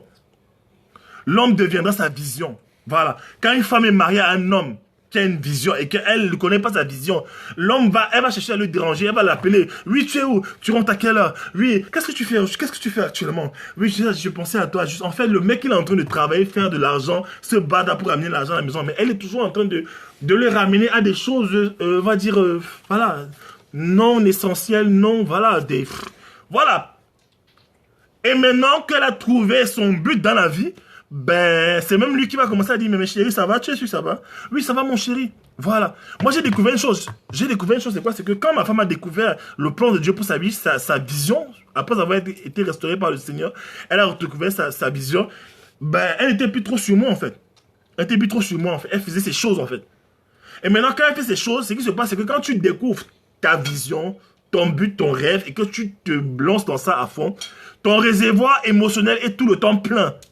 Et comme il est plein, tu peux donner l'amour facilement à ton conjoint, en fait. Voilà. Tu peux donner l'amour facilement à ton conjoint quand tu es occupé à faire tes choses. Quand tu es occupé, tu aimes la photo, tu appelles ta chérie. Ma chérie, regarde la photo aussi. Regarde, tu vois, ma chérie, waouh, les gens aiment bien le coaching. Voilà, ma chérie. En fait, tu es rempli, en fait. Donc, en fait, quand tu dégages, quand tu dégages la mauvaise personne, voilà, on n'a pas peur. Quand tu dégages ce gars-là qui te dérangeait, quand tu dégages cette fille qui te dérangeait, tu remplaces ce gars ou cette fille-là par les rêves de Dieu dans ta vie. Ça va te remplir tellement d'énergie et l'onction de Dieu va tomber sur toi pour te faire avancer, en fait. Tu peux voyager aussi, tu peux développer ton potentiel, tu voyages. Deuxième chose, c'est quoi? C'est que tu laisses passer la colère qui va vouloir polluer ton âme. Deuxième chose. Parce que quand tu vas laisser cette personne et tu vas te concentrer dans ton rêve, tu seras rempli de passion. La colère va revenir, en fait. La colère, le diable va revenir avec la colère. Le diable va te dire, écoute, il t'a pas bien traité, elle t'a pas bien traité. Regarde ce qu'elle t'a fait. Regarde ce qu'elle t'a fait. Donc tu laisses passer la colère. Tu décides de laisser passer la colère. Tu décides solennellement de laisser passer la colère. Voilà. Tu décides, en fait. Tu dis non, je ne veux plus. Je choisis d'avancer plutôt que de retenir ces choses, en fait. Tu sors du désert. Tu dis j'avance vers Canaan. J'avance vers ma destinée, vers le pays où coule le lait et le miel, en fait. J'avance vers le plan, la carrière que Dieu a créée pour moi, a tracée pour moi, en fait. Je ne regarde plus en arrière. Ces choses-là, je les considère comme des pourritures. Oui, le gars était beau. Oui, le gars avait un beau corps. Oui, le gars me faisait sentir des choses spéciales. Oui, mais ça, c'était avant. Dieu a mieux pour moi. Le problème, c'est que dans les relations, parfois, les gens sont bloqués. Les femmes, parfois, sont bloquées dans les relations. Pourquoi? Parce que inconsciemment, dans leur tête, elles se disent qu'elles n'auront plus jamais quelqu'un qui va les aimer. Je disais ça dans le dernier périscope. Et ça, c'est un piège de l'ennemi. Tu as l'impression que le gars était tellement beau. Mon frère, tu sais combien de beaux gars il y a dans ce monde-ci? Tu sais combien de beaux gars remplis du Saint-Esprit Dieu a dans son armée? Même les... Voilà. Même les hommes. Voilà. Une femme te quitte. Voilà. Moi, j'ai vécu ça. Dans la relation, je pensais que oui, vraiment, je n'ai... Non. Tu sais combien de belles personnes Dieu a dans son armée, remplies du Saint-Esprit? Tu sais combien de chrétiens, frères, avec du potentiel Dieu a? Attendez, il faut arrêter ça. Faut demander à Dieu de t'ouvrir les yeux. Quand tu vois seulement un gars là qui t'embrouille là, parfois on regarde le gars, il n'en vaut même pas la peine, il ne te ressemble même pas. Quand on vous voit même, on sent que vous êtes même trompé depuis le début. Voilà. Généralement, vous avez remarqué que les couples souvent se ressemblent. Les couples se ressemblent. Quand Dieu met les gens, non. Voilà. Quand tu es une fille belle là, tu vois, Dieu va te mettre un gars glorieux, un gars aussi frais. Voilà. Dieu va te mettre un gars glorieux aussi. Voilà. C'est ça. Je sais de quoi je parle. Est-ce que je mens? Je sais de quoi je parle. Dieu te donne le genre de personne que tu veux. Voilà. Tu es là, tu te dis non, il m'a laissé, comment je vais m'en sortir? Qui va encore m'aimer? Qui va encore m'aimer ici dehors? C'est dur. Le dehors est dur, il y a trop la concurrence ici dehors. Il y a les tigresses, il y a les voleuses de mari, les tigresses. Je vais faire comment? Je vais m'en sortir comment? Mensonge du diable. Qui t'a dit ça? Donc Dieu est limité. Mon frère, on dit que Esther, on dit que Dieu est parti chercher Esther.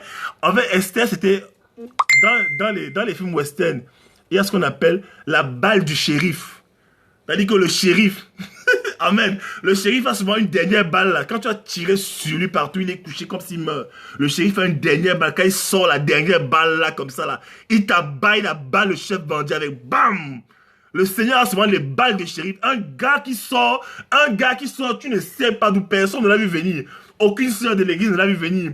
Aucune tigresse ne l'a vu venir. Le gars sort comme ça là, beau gosse comme tu veux, rempli du Saint-Esprit, conditionné à ta vie, destiné pour toi, destiné pour ta vie, et Dieu te le donne en fait. Tu ne sais pas d'où il vient.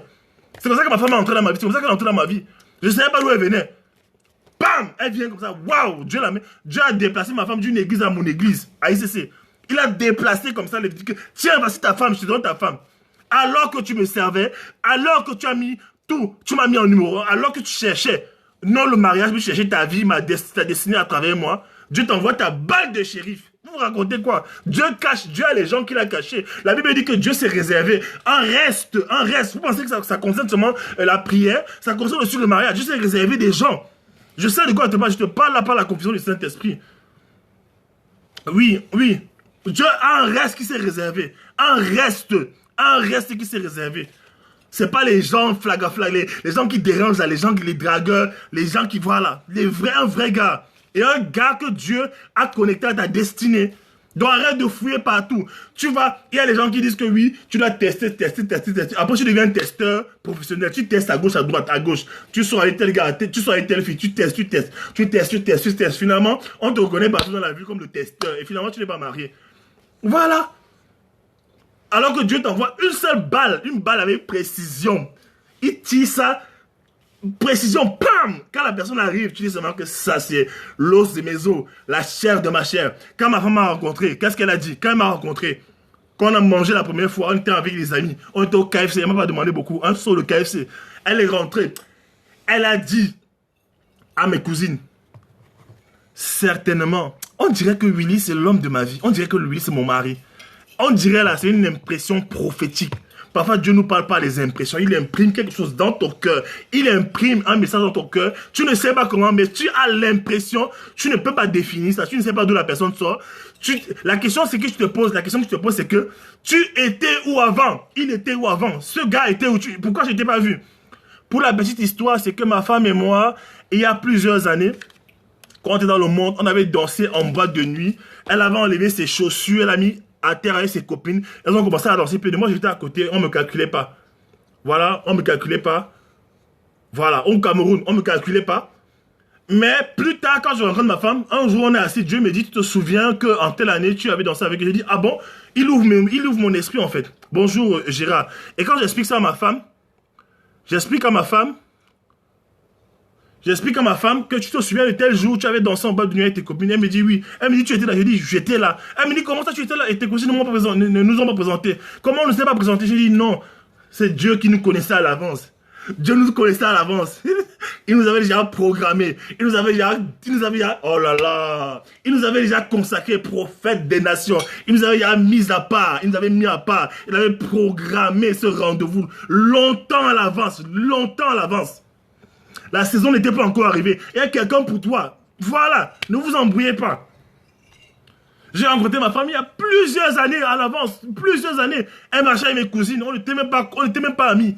Elle ne me regardait même pas. On ne se connaissait même pas. Elle dansait là, je la regardais seulement, mais je n'avais même pas les intentions.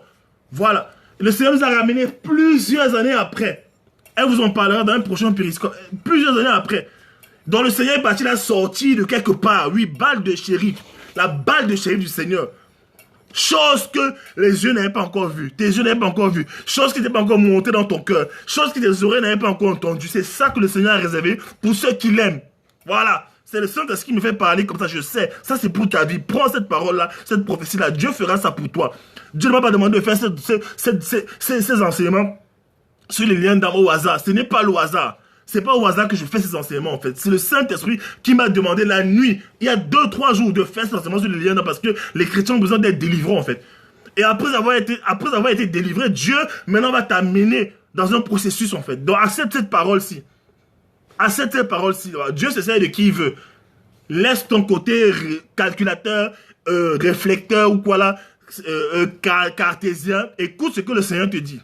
Il va te sortir une balle de shérif, une dernière balle, alors que tu vas croire que ta vie est finie, alors que tu vas croire qu'un homme ne pourra plus t'aimer, alors que tu vas croire que c'est fini. Le Seigneur va sortir une dernière balle. Bam, il va tirer comme ça là. Et tu vas prendre la balle. Ce sera ta destinée en fait. L'homme de ta vie. Arrête de te tracasser. Le Seigneur a quelqu'un pour toi. Quelqu'un sur mesure pour toi. Quelqu'un sur mesure. Quand j'ai rencontré ma chérie, avant, elle faisait des rêves. Elle se trouvait dans un pays. Et voilà, balle de chérie. Est-ce que je pensais à balle de chérie? C'est sorti de mon esprit. Ça, c'est le Saint-Esprit. C'est le Saint-Esprit. Voilà. Dans mon livre, même, je risque d'écrire balle de chérie. Voilà. Donc, ma femme, de son côté, ma femme de son côté, elle rêvait dans certains pays. Moi aussi, de mon côté, je rêvais dans certains pays, en fait. Et quand on s'est rencontrés, on s'est rendu compte que nous, séparément, on faisait les mêmes rêves, ma femme et moi. On faisait les mêmes rêves, en fait. Voilà. Donc, c'est ça. C'est ça que je veux dire. C'est ça, en fait. Dieu a quelqu'un. Dieu va te donner. Dieu sait. Ce n'est pas le hasard où tu vas te mettre derrière quelqu'un, tu vas dire, est-ce que c'est la bonne personne? Est-ce que c'est la bonne personne? Est-ce qu'il va me déranger? Est-ce qu'il va me tromper? Est-ce que je peux faire confiance? Est-ce que je peux faire ceci? Est-ce qu'il pourra tenir? Est-ce que je pourrais tenir? Est-ce que quand il va découvrir que j'ai eu beaucoup de copains, est-ce qu'il va se fâcher? Est-ce qu'il va découvrir que j'ai eu beaucoup de copines? Est-ce que ça va pas la décourager? Laisse-moi tout ça. Toutes choses anciennes sont passées. Toutes choses sont passées. Voilà. Toutes choses sont passées. Toutes choses sont devenues nouvelles. Hein? Voilà. Il n'y a plus de condamnation pour ceux qui sont en Christ. Voilà. Est-ce que c'est là comme ça? Est-ce que Dieu va t'envoyer quelqu'un pour toi? Attendez. La question c'est quoi? C'est que est-ce que tu es serviteur de Dieu? Est-ce que tu es disciple de Jésus-Christ? Ou tu es dans la foule? Ou tu viens à l'église seulement le dimanche et après tu pars? Jésus parle à la foule le dimanche. Hein? Et il parle aussi aux disciples le dimanche. Mais en plus de ça, Jésus parle aux disciples de lundi, mardi, mercredi, jeudi, vendredi, samedi et dimanche en plus. Donc le disciple, en fait, Jésus lui parle 9 fois plus... attends, c'est combien? 7 jours. 6 fois plus que toi, en fait. Toi qui es dans la foule. Je demandais à une sœur dernièrement, je disais à une sœur dernièrement que parfois il faut servir à l'église. Il ne faut pas juste rester comme ça, venir à l'église, il faut servir. Donne ta vie à Jésus. Sers Dieu avec tes dons, tes talents, ton temps et tes trésors. Voilà. Sers Dieu. Et maintenant, quand tu vas servir Dieu, ils te donnent ta femme. Regardez comment j'ai rencontré ma femme. Regardez, démonstration. Je cherchais à connaître le Saint-Esprit. Quand je suis arrivé en France, je cherchais à connaître le Saint-Esprit. Les 3 T. Je cherchais à connaître le Saint-Esprit quand je suis arrivé en France. Je cherchais à le connaître. J'entendais trop parler du Saint-Esprit. Je me disais, waouh, le Saint-Esprit, c'est qui? J'entends souvent le passé, Evan Kassanou dit, oui, le Saint-Esprit, esprit de révélation, esprit magnifique, un Saint-Esprit. Je disais, waouh, je veux aussi connaître ça. Il disait que le Saint-Esprit te parle, tu entends sa voix. Il disait, waouh, comment ça? Dieu parle aussi aux gens. Ah, j'ai commencé à demander autour de moi, j'avais pas de réponse. Alors, il y a une dame qui est venue chez moi. J'habitais avec un mec qui était un frère, qui était à Charisma. Et la maison, en fait, dans laquelle on était, c'était devenu un centre de prière, un groupe de prière pour Charisma. Alors, la dame est venue, c'était un leader. Elle a commencé à nous enseigner sur une thématique, en fait. Alors, moi, j'avais une question que j'avais préparée depuis. Je voulais lui demander, comment est-ce qu'on fait pour entendre le Saint-Esprit? Comment on fait pour développer une communion avec le Saint-Esprit? Et il faut savoir qu'avant de lui demander ça, à l'église, on m'avait sollicité pendant des semaines pour venir servir à la sécurité. On voulait que je vienne à la sécurité, faire les navettes, mettre des gens dans les voitures. Et moi, je ne voulais pas, en fait. Je trouvais ça, oui, il fait froid, tu es là, tu mets les gens, et c'est comme si tu es au marché. Voilà, l'humilité. Tu es au marché, oui, navette, dernière navette, venez entrer. Tu es là comme si tu es au marché, je sais pas, va au marché Mokolo, Cameroun, là, comme si tu vendais des... Voilà, je trouvais ça bizarre. Je disais, ah, non, moi, je veux pas ça, Voilà. Marchez mon colo, marchez mon colo. Allez, dernière occasion. Bonsoir Manuela. Dernière occasion, dernière place. Venez entrer, venez charger, venez charger. Et moi, je n'aimais pas ça en fait. Kolobabé, voilà. Moi, je ne voulais pas faire ça. Je ne voulais pas faire ça. Mais le Seigneur m'a dit, voilà, donc ce soir, elle arrive, elle commence à nous faire la thématique. Et je lui demande, excusez-moi, comment est-ce qu'on fait pour connaître, pour entendre le Saint-Esprit? J'entends beaucoup parler du Saint-Esprit. Elle s'est retournée vers, elle était comme ça, elle s'est retournée vers moi. Elle m'a dit, toi là, on te demande de servir à ton église, tu ne veux pas servir. Elle m'a dit, toi là, on te demande de servir à ton église, tu ne veux pas servir. On te demande de servir, tu ne veux pas servir. Va servir à ton église. C'est tout ce qu'elle m'a dit en fait. Elle m'a dit ça, j'ai eu peur. J'ai tremblé comme ça. Je ne lui ai plus posé la question. Je suis resté comme, j'ai compris que Dieu était fatigué de moi. J'ai compris que Dieu était fatigué. Vous voyez les gens qui ne veulent pas servir, ils veulent seulement manger. La main de Dieu, ils veulent manger. Non. Dieu m'a dit, va servir, je vais t'enseigner comment entendre ma voix. Aujourd'hui, si j'arrive à entendre la voix de Dieu, c'est pour ça. Donc, je suis allé, la même semaine, je suis allé voir papa Max Caponda, qui m'appelait à la sécurité. Je ne voulais pas. Je lui ai dit, tonton Max, je suis venu, bonjour, je suis venu, comment tu vas? Je suis venu te dire que j'ai envie de servir. Je vous assure, quand j'ai commencé à servir, vous savez ce qui s'est passé? Ma femme est venue. Voilà. C'est quand j'ai commencé à servir à l'église. Déjà, quand j'ai commencé à servir à l'église, j'ai commencé à faire des rêves où j'entendais Dieu me parler. Mais dès que j'ai commencé à servir, peut-être 2-3 semaines comme ça, ma femme est venue. Et c'est là qu'on est devenus amis. En fait, vous vous rendez compte? Parfois, tu désobéis à Dieu pendant longtemps. Le jour où tu décides d'obéir à Dieu, le gars te donne des intérêts composés de ce que tu n'avais pas reçu depuis, en fait. Il te donne au-delà. Voilà. Tu obéis à Dieu, tu dis, Seigneur, vraiment, je t'obéis. Dès que j'ai obéi, voilà. Voilà. Dès que j'ai obéi comme ça, il m'a d'abord fait entendre sa voix, il m'a ouvert les oreilles, j'ai entendu sa voix, j'ai commencé à comprendre comment il me parlait, comment il me dirigeait. Et il m'a envoyé une femme. Il m'a envoyé une femme, en fait. Et quand je l'ai vue, ben, je voulais être son amie, en fait. Je trouvais qu'elle était belle, mais je me disais, non, c'est pas mon truc. C'est pas mon truc, c'est pas, je sais pas, on était amis. On était une sœur, on était amis. Et un jour, je suis chez moi, révélation, écoutez, je suis chez moi, un jour, je suis chez moi, j'écoute une prédication de Creflo Dollar. Là, j'étais ami avec ma femme, j'étais ami seulement, on se voyait vite fait, on s'appelait, on s'envoyait des SMS, on se voyait même pas trop. On était juste amis. Donc, je suis chez moi, je suis sur mon ordinateur, j'écoute une prédication de Creflo Dollar, le titre c'était How to find your true mate. How to find your true mate. Comment découvrir ton âme sœur, Creflo Dollar, il faut regarder ça sur internet. C'est sur des podcasts. How to find your true mate. Et dans la prédication, il raconte comment il était à sa fenêtre dans son campus aux États-Unis et il voit une jolie femme passer. Une jolie femme passer, en fait. Et elle avait de jolies jambes, en fait. Il s'est dit dans son esprit, waouh, qui me donne la femme si, qui me donne cette femme? Si je pouvais avoir cette femme. Après, il dit, non. Esprit d'impudicité, je prends autorité sur toi. Je renverse toute pensée. Je renverse toute hauteur, tout raisonnement sur la connaissance de Dieu. Je ramène toutes les pensées captives à l'obéissance à Christ. Je renverse. Je chasse les démons de mauvaises pensées impures. Il fait ça. Alors, 2 jours après, je crois, il est au campus assis. Quelque part, il est en train de lire un livre. Voilà sa femme, ta fille de là, sa femme qui vient. C'était pas sa femme à l'époque, elle vient. Elle s'arrête devant lui, elle le salue, elle dit, hey, I'm interested in you. Elle lui a dit, je m'intéresse à toi. Elle lui a juste dit, je m'intéresse à toi. Et elle est partie. Le gars est resté comme ça en plein jour. Il était choqué. Il était choqué en fait. Il dit, tiens, elle s'intéresse à moi. Elle s'intéresse à moi. Comment est-ce qu'elle peut s'intéresser à moi? Comment est-ce qu'elle peut s'intéresser à moi? Et il laisse. Le soir, à l'école biblique, il est en train d'étudier à l'école biblique. Parce que je crois qu'il a fait l'université de Oral Robert, une université chrétienne. Alors il était en train d'étudier sa Bible. Et il entend une voix qui lui dit, regarde derrière toi ce que je t'ai apporté. Regarde ce que je t'ai amené. La femme lui a dit, je m'intéresse à toi. C'est tout ce qu'elle lui a dit. La femme, généralement, les femmes te donnent les signes. La femme ne te dit pas, je t'aime, elle te dit juste, je m'intéresse à toi. Elle est partie.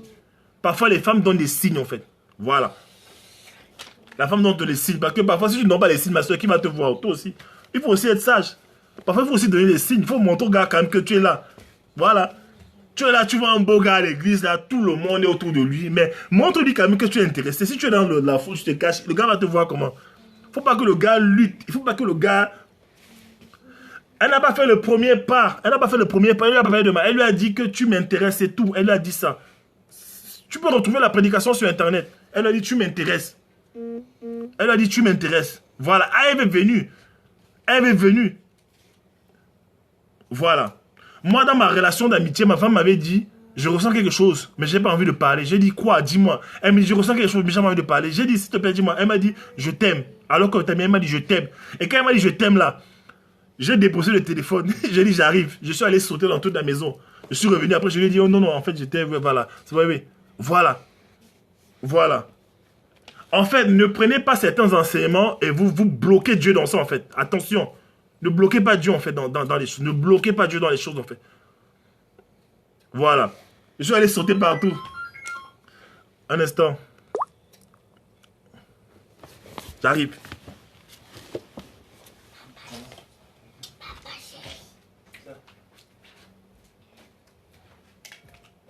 Oui. Oui. Tu as oublié quoi? Ah, ok. Tu as maman oublié quelque chose.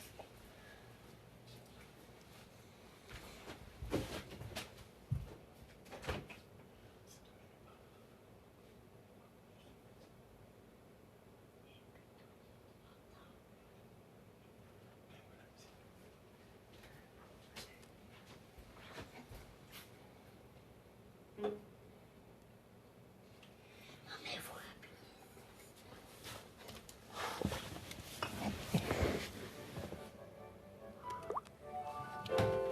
Voilà, je disais donc que... qu'est-ce que je disais?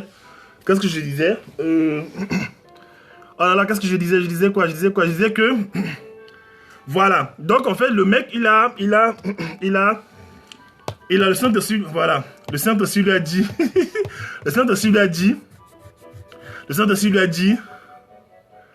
Voilà. Il faut se laisser conduire, en fait. Ne sois pas dans une boîte, genre...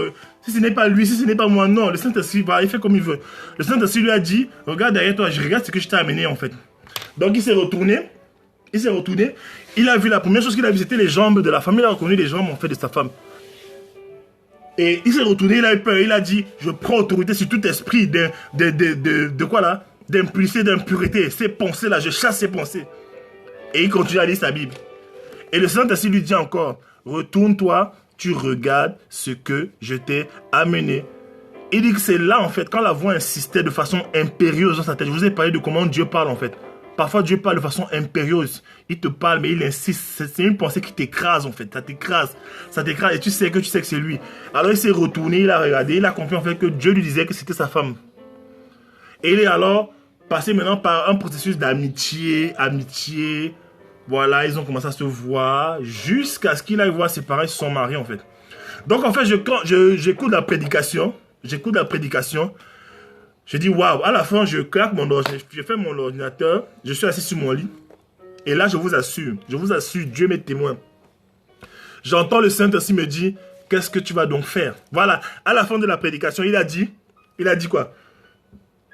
Il a dit, quand tu rencontres une femme que tu aimes, demande à Dieu de te la donner. C'est ce qu'il a dit.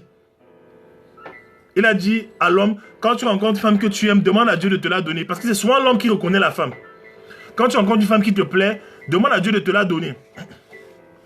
Alors, j'ai fermé mon ordinateur, je fais comme si j'ai oublié, je vais aller faire autre chose. J'entends la voix de Saint-Esprit claire qui me dit, tu as suivi la prédication de Griffe au-delà, maintenant comment toi tu fais? Toi, comment tu fais maintenant? Le Seigneur m'a fait comprendre en fait que c'est pas au hasard que j'avais suivi ces prédications. Il fallait que je vois quelqu'un faire. Parce que parfois dans la vie, avant de faire quelque chose, même ce que Dieu te demande, Dieu va permettre que tu vois déjà quelqu'un faire cette chose. Même parfois, Dieu, dans les visions, dans les rêves, il va te montrer des choses qu'il fait afin que toi tu les fasses. Jésus disait quoi? Je ne fais que ce que je vois au Père faire, à mon Père faire. Voilà. Donc en fait, quand j'ai vu Griffe au-delà faire ça, je me suis dit, tiens, Dieu me donne une piste en fait. Et le Saint-Esprit me dit donc comment tu vas donc faire? Comment tu vas faire? Alors je me retourne, je laisse l'ordinateur, je me suis mis à genoux. J'ai dit, Seigneur, voilà, Joanna, on est amis. Ben, est-ce que tu permets que ce soit ma femme? Je voulais que ce soit ma femme. Ah, elle est là, elle sourit, elle est arrivée, elle sourit. Voilà, j'ai dit, est-ce que tu veux venir faire Périscope? Tu veux venir sur Périscope avec moi? S'il te plaît. S'il te plaît. Ça va. Hein? Bah, voilà. Bonsoir, Darcy. Bonsoir, grand frère. Voilà. Donc, en fait, voilà. J'ai dit, Seigneur, vraiment... Moi, j'avais jamais prié comme ça. J'ai jamais prié pour demander une femme à Dieu. Déjà, demander une femme à Dieu, c'est bizarre. Hein, demander une femme à Dieu. On demande l'argent, on demande les maisons, on demande les choses à Dieu. Mais la femme, hein? Voilà. Je me suis mis à genoux, voilà, devant mon lit. J'ai dit, Seigneur, vraiment, Seigneur, pardon, donne-moi cette femme. Permets que ce soit ma femme. Voilà. Permets que ce soit ma femme. Et quand j'ai fait cette prière, c'était une prière très rapide. Hein. Je voulais pas multiplier les prières. Je voulais juste dire ce que mon cœur ressentait en fait. Parce qu'on était devenus, on était amis pendant peut-être un mois, je crois. On s'envoyait beaucoup de messages, on se voyait. Ben, je sais pas, dans mon cœur, je voulais que ce soit ma femme en fait. Donc j'ai dit, Seigneur, vraiment, permets que Johanna soit ma femme en fait. Permets. Je te demande. Au nom de Jésus, Amen. Je me suis levé, j'ai continué ma journée. Mais j'avais une paix. Le lendemain, à 21h, Johanna m'appelle. Ça, c'est pour encourager les célibataires, pour vous dire que Dieu a quelqu'un pour vous, en fait. Je vous en supplie. Dieu a quelqu'un pour vous. Je ne sais pas si elle va parler tout à l'heure, si elle veut. Non. Ouais, c'est bien aussi parler aux gens pour encourager aussi les sœurs, non? Mais on a redit ça plein de fois, mais c'était un autre public, c'était d'autres personnes. Là, il y a de nouvelles personnes. Ouais. Elle aime que je la flatte. Hein. Vous, les femmes, vous êtes terribles. Hein. Ça, c'est ma femme que Dieu m'a donnée. C'est ma femme. Voilà. Dieu a vu comment je marchais dans ma destinée, comme ça, je galérais. Il m'a dit, bon, tiens, je te donne une femme. Dieu donne le mariage. Dieu donne le mariage. Dieu veut que tu te maries. Voilà. Donc, en fait, je continue. Tu crois qu'elle va venir tout à l'heure? Je continue. Oui, tu vas venir parler. Il y a Susanna là. Susanna est en ligne là, elle est venue là. Il faut qu'elle ne t'a jamais vu en plus. Voilà. Donc, on l'attend, madame. Allez, Natacha aussi t'attend. Voilà. Donc, en fait, elle m'a voir. Oh, Susanna a retenu, elle m'a appelé à 20h. Susanna a retenu les femmes et les détails. Elle rit. Elle dit que donc, elle veut savoir. Je suis sûr que vous avez des pop-corn là-bas avec le coca. Elle m'appelle à 21h, on commence à causer en fait. Et à l'époque, en fait, SFR faisait des forfaits de... C'était des forfaits de quoi? Tu avais droit à des appels illimités. Voilà. Une recharge. Une soeur qui apprécie un frère mais ne sait pas comment faire. Il faut faire comprendre au gars que tu l'apprécies. Ce n'est pas que tu vas lui dire que oui, non. Tu te positionnes quand même, tu tournes autour de lui un peu, tu fais des gestes. Tu lui fais comprendre que oui, vraiment, il est pas mal, tu te vois là. Mais pas que tu vas le draguer. Hey, Dieu m'a dit, parce que j'ai vu des soeurs comme ça. Dieu m'a dit que tu es mon mari, tu vas m'épouser. Voilà, tu dis que je m'intéresse à toi, tu me plais bien. Je sais pas, après, j'aime bien ta compagnie. Voilà, voici une façon élégante d'amener les choses. Voilà. Ta compagnie me plaît. Il faut lui donner un signe en fait. Tu dis, mon très cher, mon très cher, j'apprécie fort bien ta présence, hein. J'apprécie fort bien ton illustre présence, hein. Quand tu es dans les environs, je sais pas, tu parles avec le gros français de Molière là. Tu fais comprendre le gars de façon intellectuelle en fait. Non, c'est pas faire la cour. Non, c'est pas faire la cour. Tu dis au gars justement que, regarde, tu dis à un homme que tu aimes quand il est là, c'est tout. Trop de bourgeoisie, Natacha. Tu fais comme tu veux. Il faut sortir de la religiosité. Il y a les femmes, ma grand-mère avait dit à ma tante que tu veux te marier, tu es derrière les mamies tous les jours. C'est toi qui es derrière les mamies, tu es là, tous les jours tu cuisines. L'homme va te voir où? Il faut sortir de la religion. Même un frère a besoin de voir la fille passer d'abord avant de savoir qu'elle est chrétienne. Voilà. Quand tu regardes une soeur, est-ce que tu vois, c'est écrit sur son visage chrétien? Non. Tu l'abordes d'abord, tu la salues, bonjour, machin, truc. Quand elle sent ton langage de Dieu, ah bon, tu aimes Dieu? Oh, donc, oh, d'accord. Oh, tiens. Tu aimes aussi Jésus comme moi. Mais ça peut donner, hein. Voilà. Ma femme a aimé la première chose. Bon, après mon physique, la première chose que ma femme a aimé quand elle m'a connu bien, elle a aimé ma façon de parler de Dieu. Ouais, mais il ne faut pas donner les bagues aux gars. Voilà, le grand frère Darcy a dit ça. Darcy, c'est aussi un grand motivateur aux États-Unis. Sois béni, mon frère. Voilà. Voilà. Tu dis aux gars, ta présence ne me laisse pas indifférente. Ou alors, j'aime bien, quand tu es là, il y a quelque chose de spécial qui se passe dans l'atmosphère. Voilà. Quand tu es là, voilà, je me sens... Je me sens bien quand tu es là. Je me sens bien quand tu es là. C'est tout, tu dis c'est un gars et tu pars. Tu fermes ta bouche. Non, le gars va réfléchir. Voilà. S'il est sage, il va comprendre. Le Saint-Esprit va dire, mon frère, toi tu es célibataire depuis des années. Mon frère, la fille, elle te dit ça, tu réagis comment? Parfois, le Saint-Esprit amène quelqu'un dans ta vie, tu ne te rends même pas compte que c'est ta personne. Ça arrive comme ça, bam, c'est quoi le truc? C'est quoi? Il sort d'où? Il sort d'où? Voilà. La balle des shérifs. Le Seigneur a sorti sa balle des shérifs, voilà. Donc, en fait, le lendemain, elle appelle à 21h. Et on cause. Et on a commencé à adorer. On a adoré le Seigneur, non? On a adoré le Seigneur. On a chanté, en fait. On a chanté le chant de... Matt. Elle se souvient, tu vois les femmes, my God, elle se souvient de Matt Redman, elle se souvient des détails. En 2000, elle se souvient du chanteur de... Non, les femmes sont fortes. Elle se souvient même du jour où on s'est rencontrés, on s'est vus. Moi, j'ai oublié. Non, moi, je me souviens seulement de la date du mariage parce que c'est dans mon alliance. Mais elle se souvient. Voilà, elle chantait la chanson. Oh là là, c'est The Heart of Worship. Est-ce que vous connaissez le chant The Heart of Worship? Le cœur de l'adoration de Matt Redman. I coming back to the heart of worship. It's all about you. It's all about you, Jesus. I bring you more than a song. Ça, c'est un chant qui me... Quand j'entends... Oh là là, ça me... I coming back to the heart of worship. And it's all about you. It's all about you, Jesus. Enfin, on a adoré, elle et moi. Voilà. C'est The Heart of Worship. Le cœur de l'adoration. The Heart of Worship, voilà. Adorateur. Le cœur d'adorateur, ça. On a chanté ce chant,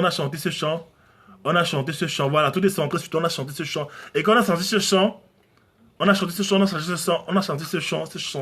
chanté ce chant, voilà, ça s'est engagé, la conversation engagée, on a commencé à parler, Après, on s'est rendu compte que, on allait plus loin dans la relation. Enfin, on a commencé à s'aimer, en fait. On a commencé à s'aimer. Et le lendemain, à l'église, il y avait deux cultes à ICC. Il y avait le premier culte. Et il y avait le deuxième culte. Elle était au premier culte, en fait. Elle voulait partir rapidement parce qu'elle ne voulait pas me voir. Après notre conversation, comme elle avait les sentiments là, elle ne voulait pas me voir. On avait les sentiments. On avait les sentiments l'un pour l'autre. Voilà. Merci Caleb, ça a les yeux d'amour. Donc le lendemain, en fait, elle ne voulait pas me voir, elle voulait fuir en fait. Donc en fait, elle a quitté le premier culte, elle est descendue. Et on l'a retenue en bas, elle causait avec, je crois, avec des frères et je crois les pasteurs. Je ne sais pas quel pasteur avec qui elle causait en bas. Moi j'étais en haut en fait, c'était à Ivry, à l'église. Alors, à ICC à Ivry, voilà. Tu me prends le chargeur s'il te plaît, du Samsung. Alors, ce qui se passe c'est quoi? C'est que je finis le culte en fait. Mais elle est toujours en bas. À un moment donné, elle se rend compte qu'elle va me rencontrer. Elle fuit. Elle s'en va prendre la navette. Dans la navette, ce sont les bus, les petits bus, les minivans de l'église en fait, qui ramenaient les gens les gens qui n'avaient pas de voiture à la gare en fait. Elle va rentrer dans le minivan. Attention à ça. Attention ciseaux. Elle va rentrer dans le minivan. Et ce qui se passe, c'est que dans le minivan ne démarre pas en fait. Il est là, il attend d'autres personnes en fait. Alors moi, je sors de l'église. Je la cherche dans toute l'église. Je la vois pas. Et là, je suis triste. J'ai dit, ouais, j'étais amoureux. Hein. Je commençais à être amoureux, voilà. Parce que Dieu me l'avait déjà donné. Puisque dans la soirée, Dieu m'avait confirmé que c'est ma femme, voilà. Et donc, en fait, je sors de l'église, je la vois pas. Je suis triste, en fait. Je vais aller à la cabine téléphonique pour l'appeler. J'entends la voix du Saint-Esprit qui me dit, non, rebrousse chemin, va dans ce sens. Va dans l'autre sens, en fait, vers les navettes.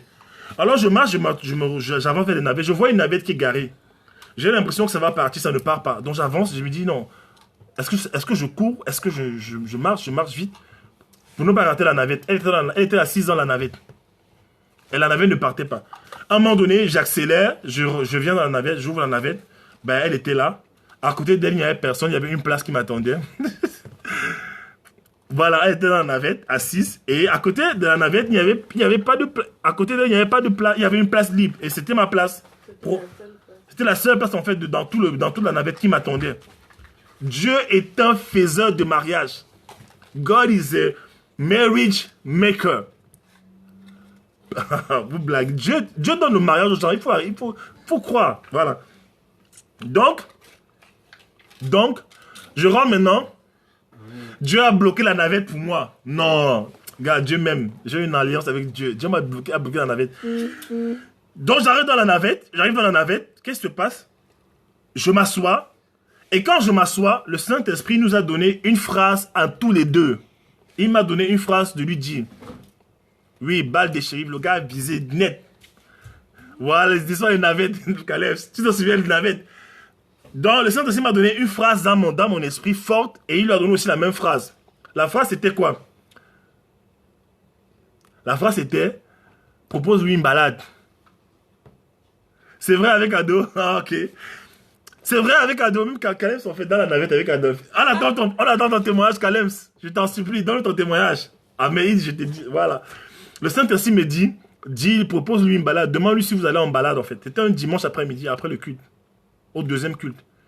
Alors, je me retourne, je suis là, je la regarde comme ça. Et je me retourne, je lui dis, est-ce que tu vas aller faire une balade? Mais net, au moment où je lui demande, est-ce que tu vas aller faire une balade? Elle aussi, elle a reçu. Je t'ai demandé, tu fais quoi après l'église? Voilà, elle aussi, elle a reçu qu'il fallait me... Elle m'a demandé, tu fais quoi après l'église? En fait, on s'est retrouvés chacun en train d'inviter l'autre, en fait. Genre, tu vas aller en balade? Genre, tu vas aller en balade? Tu vas aller en balade? Tu vas aller en balade? Tu vas aller en balade? Tu vas aller en balade? Tu vas aller en balade? On avait la même pensée, en fait. Là, j'ai dit, ça, c'est bizarre. Et là, elle avait commencé à trouver que j'étais bizarre, en fait. C'est comme si, dès que je suis rentré dans sa vie, en fait, les choses se mettaient en place. Tu vas venir raconter ça? Non. J'ai dit, trop bavardé, s'il te plaît. J'ai mal à la tête. De William, quand tu parles, ça va plus... Attends, je n'invente rien. Voilà. Et donc, c'est là qu'on a commencé. On a commencé à marcher, voilà, machin, truc. Mais pour la petite chose, la petite histoire, c'est que j'ai touché sa main après 1 mois. Oui, 1 mois pour toucher ta main comme ça. Pour tenir sa main comme ça, j'ai mis 1 mois. 1 mois. Elle ne me laissait pas, elle n'avait pas confiance. Elle se demandait qui j'étais. On veut madame, on veut Joanna, on veut madame, on veut madame, on veut madame. Bien. On veut madame Joanna. Il y a les chrétiens célibataires qui mettent des bagues au doigt pour ne pas être abordés. Ah, après ils ne se marient pas. Bon, ils ont leur récompense. Joanna, viens alors Joanna, s'il te plaît, ça va aider. Tu sais ce que tu veux pas, hein? Elle ne veut pas, bon, je ne vais pas forcer sa volonté, elle ne veut pas, dommage. Elle va nous laisser, elle va laisser un vide ce soir, elle va nous laisser sur notre faim, mais bon.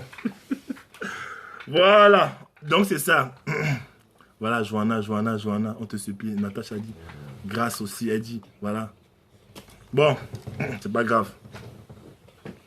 Donc voilà, le sujet, c'était même pas le titre du sujet, mais bon, on se laisse guider.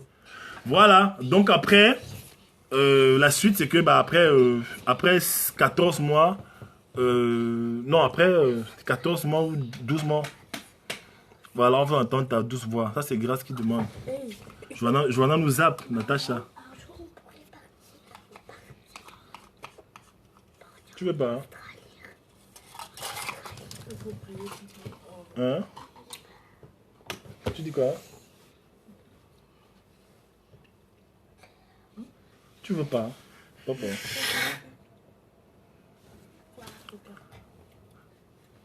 On dit que tu as une audience qui t'aime, Joanna. Oh, la belle dame demoiselle. Ah. Je viens comme tu veux. La très belle dame demoiselle. Viens. La très belle dame demoiselle. La très belle dame demoiselle. Très belle. Elle se cache à cause de ses cheveux. Non, mais en fait, je suis pas coiffée ni rien, mais c'est pas grave. Mais viens. Je suis là. Place-toi bien. Je vous regarde. Place-toi bien. Par contre, je vous regarde vraiment. Gloria, tu veux venir? Gloria, tu veux venir? Mets le foulard.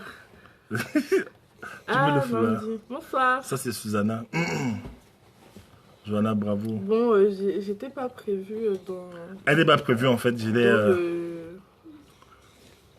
comment ça s'appelle? Merci. J'avais pas prévu peut-être là. Donc, c'est quoi la question? Bah, que tu viens nous parler de... Tu parles un peu de notre rencontre. Après la navette. Après la navette. Oui. Euh... Manuela. Merci. Ah, dans la navette de mon côté, ben en fait après le culte, je suis allée, je suis partie en fait en courant de l'église en fait parce que j'avais très très peur de rencontrer William. Et je suis donc allée dans la navette et la navette a commencé à partir. Et puis quand elle allait... Arrête Gloria, c'est dégoûtant ce que tu fais. Elle mange un yaourt. Oh, désolée. Quand la navette allait démarrer, enfin non, elle a démarré, mais avant que le conducteur ne commence à avancer, la personne qui était à l'extérieur a dit stop. Et là, on dit oui, est-ce qu'il reste encore une place? Oui, il reste une place. Et là, quelqu'un arrive en courant et en fait, comme par hasard, la seule place qu'il y avait... La seule place qu'il y avait, bah, c'était à côté de moi et William était donc là.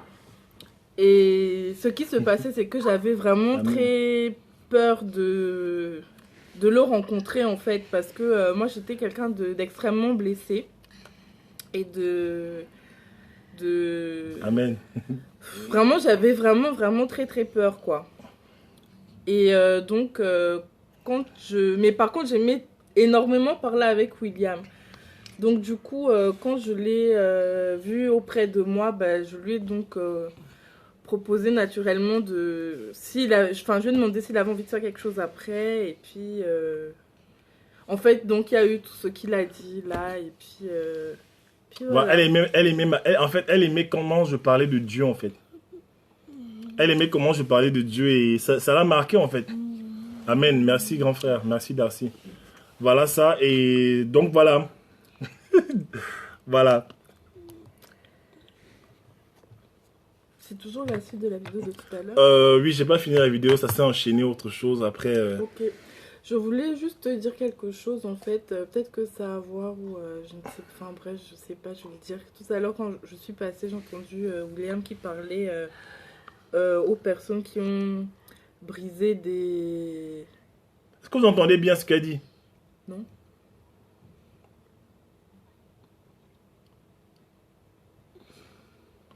Arrête. Est-ce que vous entendez bien ce qu'elle dit? Ok. Oui. Ne fais pas la fafolle, s'il te plaît.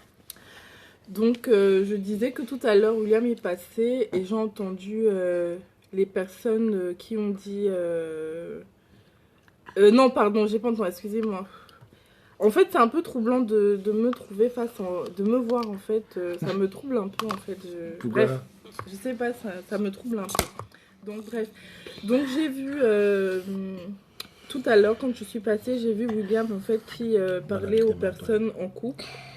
Et qui sont dans des relations où ils doivent couper, il faut briser les liens d'âme, et il faut guérir de la relation passée pour et puis garder un temps avant de rentrer dans une nouvelle relation, de préférence celle que le Seigneur va amener en fait. Et je voulais vraiment parler aux personnes qui ont vécu en fait qui avaient vraiment fondé tout leur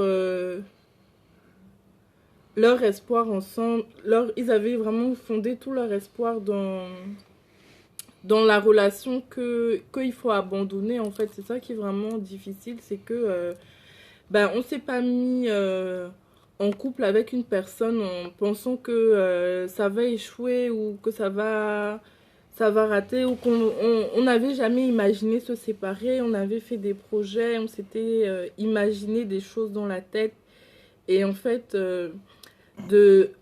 juste le fait de renoncer à ce qu'on avait bâti entre guillemets intérieurement dans sa pensée et dans ses rêves, et enfin toutes les choses qu'on avait bâties, tous les espoirs qu'on avait fondés sur cette relation là, le fait de renoncer même est une énorme blessure en soi. Sans même que il s'agisse de quitter la personne, en fait. Le simple renoncement, ça fait vraiment très mal. Et on sort de là en ayant laissé Bonsoir, Cathy. un peu de soi-même. Et vraiment, on sort de là un peu vidé, en fait. Et pour les personnes qui ont pu multiplier les relations, essayer encore et être encore déçues et encore, j'imagine combien de fois, si peut-être la relation était aux fiançailles et puis il a fallu se séparer ou peut-être qu'avant on avait des histoires dans le monde. Et on s'est dit non à l'église, vraiment, j'ai rencontré un enfant de Dieu, ça va bien se passer. Et les choses se sont mal passées. Juste ce que je voulais dire à chaque personne, en fait, c'est que il ne faut pas entrer dans le désespoir, en fait. Il ne faut pas rentrer dans l'abandon. Et il ne faut pas rentrer dans la phase où on se dit oh, toutes les femmes, elles sont toutes les mêmes, tous les hommes... tous les mêmes. Ils sont tous des bip. Elles sont tous des bip. Bref, toutes ces choses-là, c'est vraiment en fait très négatif pour parler un tout petit peu de moi. Avant d'être avec William, j'ai eu une relation en fait avec une personne à laquelle je tenais beaucoup et je croyais vraiment que ça allait marcher. Et quand la relation n'a pas marché, j'ai été tellement abattue et surtout épuisée, au-delà de la souffrance que la relation est terminée et tout ça. J'étais vraiment épuisée émotionnellement en fait. Et j'avais fini par me dire que le Seigneur ne veut pas que je me marie. Le Seigneur n'a prévu personne pour moi. Je me disais que tous les hommes sont... des satans, on va dire ça comme ça. Et au début, je pensais ça, que l'amour, ça n'existe pas. Enfin, toutes les phrases qu'on peut entendre, oui, l'amour, ça n'existe pas, c'est n'importe quoi, le mariage, c'est n'importe quoi. Voilà. Des bips. Est-ce que ça dit des bips? Oui, les bips, non. Il y a le CSA ici, il y a la censure. Attends. On ne dit pas de grossièreté. Donc, je me disais que oui, l'amour, ça n'existe pas. Les gens qui sont mariés, ils font semblant. Et puis, les exemples que j'avais autour de moi de couples mariés, ça donnait pas du tout très envie. Et puis, j'ai fini en fait par ne croire en rien et être vraiment blasée en fait. Vraiment, vraiment blasée quoi. Quelqu'un qui ne rêve pas, quelqu'un qui... a les pieds sur terre, quelqu'un qui est tellement réaliste, etc. Et ensuite, dans un second temps, j'ai cru que oui, l'amour existe, mais il n'existe pas pour moi, il existe pour les autres. Donc, le Dieu ne veut pas que je puisse rencontrer quelqu'un, etc. Et dans ma tête, je pensais que j'allais rester seule toute ma vie, et c'était quelque chose que j'avais accepté, et qui, au final, ne me posait pas de problème, en fait. Mais quand William, en fait, on est sorti de la phase amicale et que on est vraiment rentré c'est pas les fiançailles parce qu'on n'était pas fiancés, mais on n'était plus amis non plus, dans la phase un peu plus romantique, on va dire, où on sait que bon, on se plaît bien l'un et l'autre. Quand je suis arrivée dans ce moment-là, j'étais complètement en panique, en fait. Parce que j'étais pas du tout prête dans ma tête à rencontrer quelqu'un parce que j'avais fermé vraiment la porte dans ma tête, j'avais vraiment fermé mon cœur et mon cœur était le passage où dans la Bible, je crois que c'est dans Isaïe, je sais plus trop, où le Seigneur dit je t'enlèverai ton cœur de pierre et je te donnerai un cœur de chair. Mon cœur était tellement dur, mon cœur était tellement endurci, mon cœur était tellement... Je sais même pas comment expliquer, quoi. Et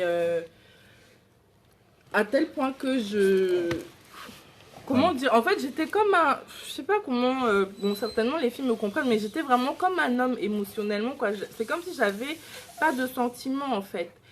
Et juste, je voudrais dire aux personnes qui ont été brisées, qui ont été déçues au travers des relations passées, de ne surtout pas rentrer dans ce mode de fonctionnement-là. Parce que le problème est que quand tu t'es usé dans les relations passées, ou même pas forcément la relation que tu as eue et que tu t'es investi et que tu sors de là blessé et que tu décides de fermer ton cœur, le problème est que quand tu vas rentrer dans... Non, c'est pas l'amertume. Je sais même pas comment t'expliquer. Il y a un passage, je crois que c'est dans Ézéchiel ou dans Daniel, je sais plus. Il dit, je mettrai sur ta tête un ciel de fer. Gloria, attends, s'il te plaît, ça me déconcentre. Mais doucement, baisse, ça déconcentre maman. J'ai déjà du mal là. Je mettrai sur ta tête un ciel de fer et je crois sous tes pieds un sol d'airain. Ça veut dire que les deux passages là, ça explique vraiment qu'il n'y a pas la vie, il n'y a pas de semence qui peut pousser, il n'y a rien qui peut pousser, il ne pleut pas, le sol est dur, en fait, un lieu d'aridité, mais émotionnellement en fait. Et vraiment, il faut jamais arriver là, quoi, parce que on se dit que c'est sans conséquence, mais le problème c'est que quand tu rencontres la personne qui est vraiment faite pour toi, cette personne-là que le Seigneur a vraiment choisi, cette personne-là qui est vraiment bien, qui va vraiment t'aimer, qui va pas retourner sa parole ou changer, ou je sais pas, quelqu'un entre une personne normale qui est là pour faire sa vie avec toi. Quand cette personne-là, oui exactement, quand cette personne-là arrive, tu es vraiment... Deutéronome 28-23, ok. Merci beaucoup.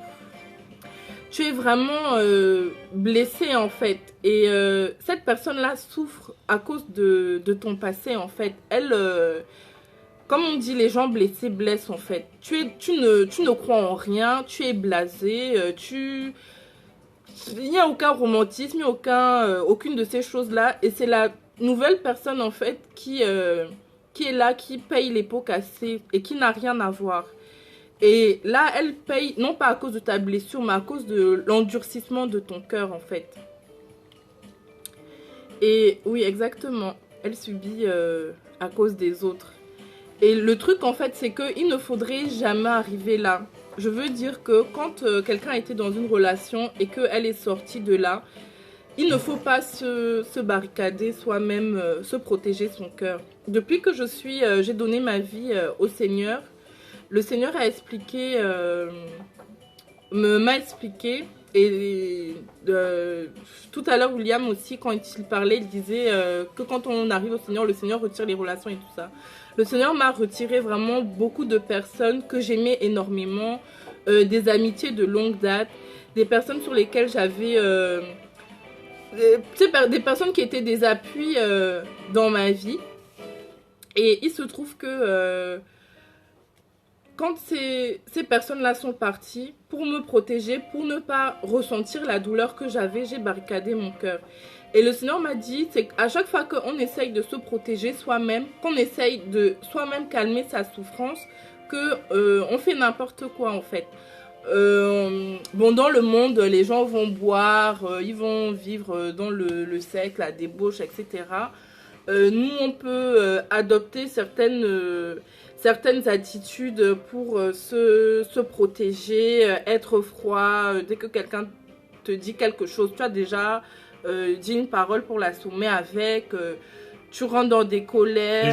Une joie superficielle. Voilà, exactement. Voilà.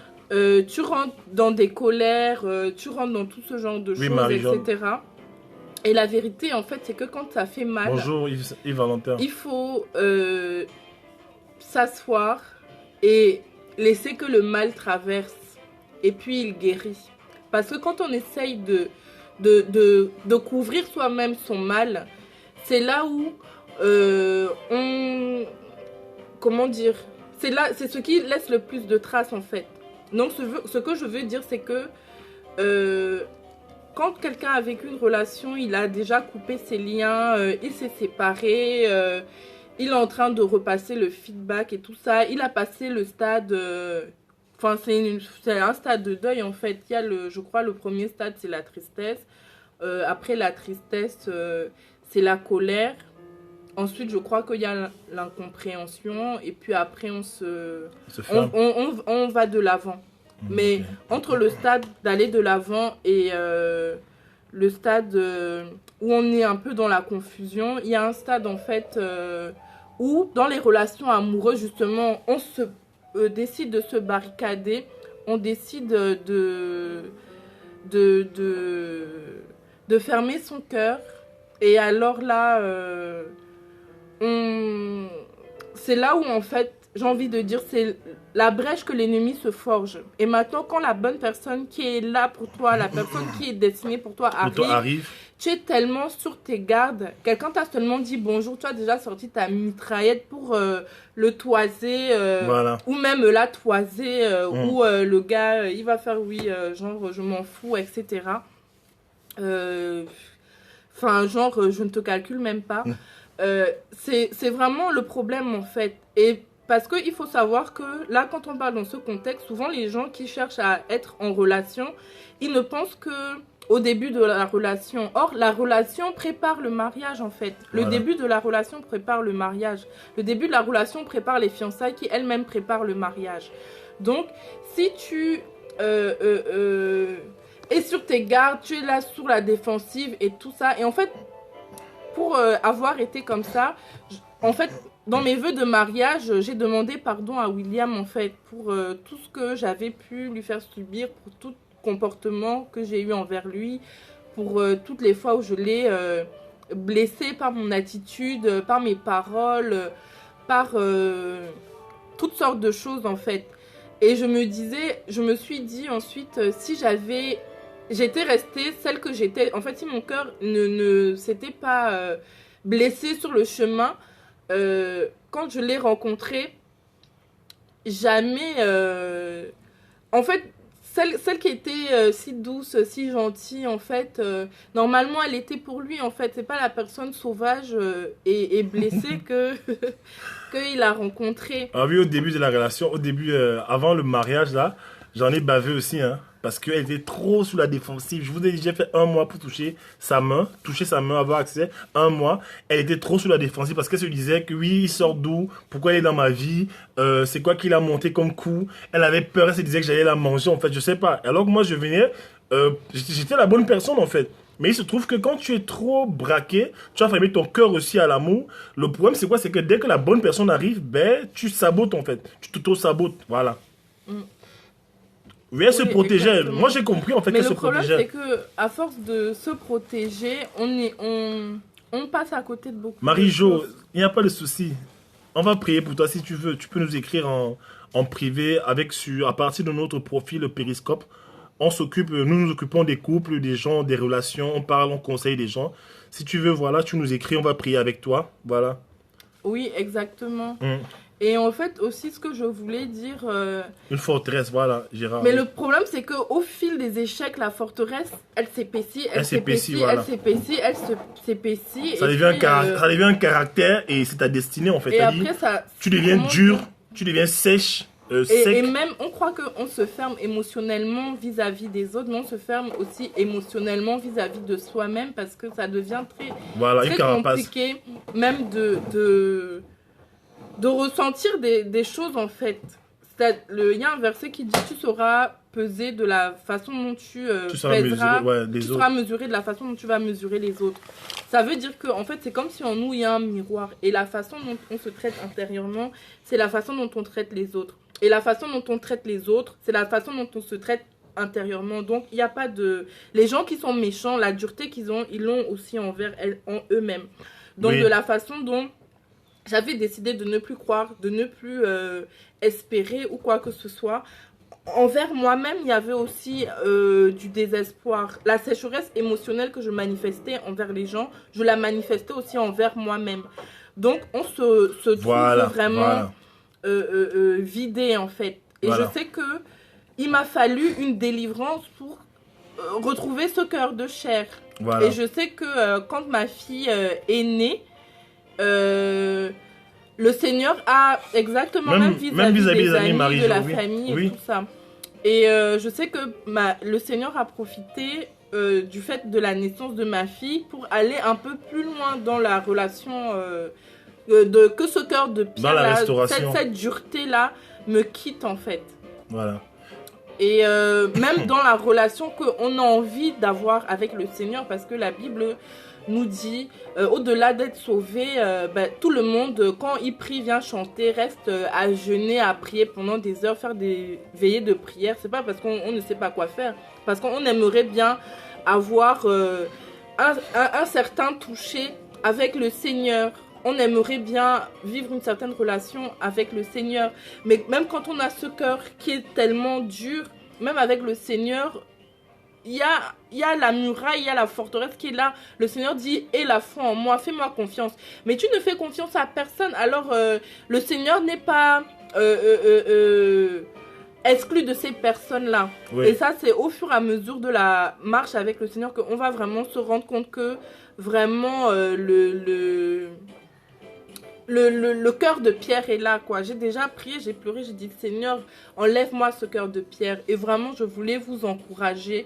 Si vous avez commencé à mettre votre pied dans cet endroit-là, pour moi, vraiment, cette façon d'être, c'est une façon d'être diabolique qui tue nous-mêmes, qui tue nos relations. C'est pas parce qu'une personne a fait du mal et a mal agi que tout le monde est pareil. Ouais, la Bible dit que le plus important, c'est la foi, l'espérance et l'amour. Alors, si tu n'as pas la foi, tu n'as rien. Si tu n'as pas l'espérance, tu n'as rien. Et si tu n'as pas l'amour, en fait, il ne te reste rien. Il te reste juste ta carcasse qui est là, qui est vivante, mais tu es comme un mort vivant sur la terre, quoi.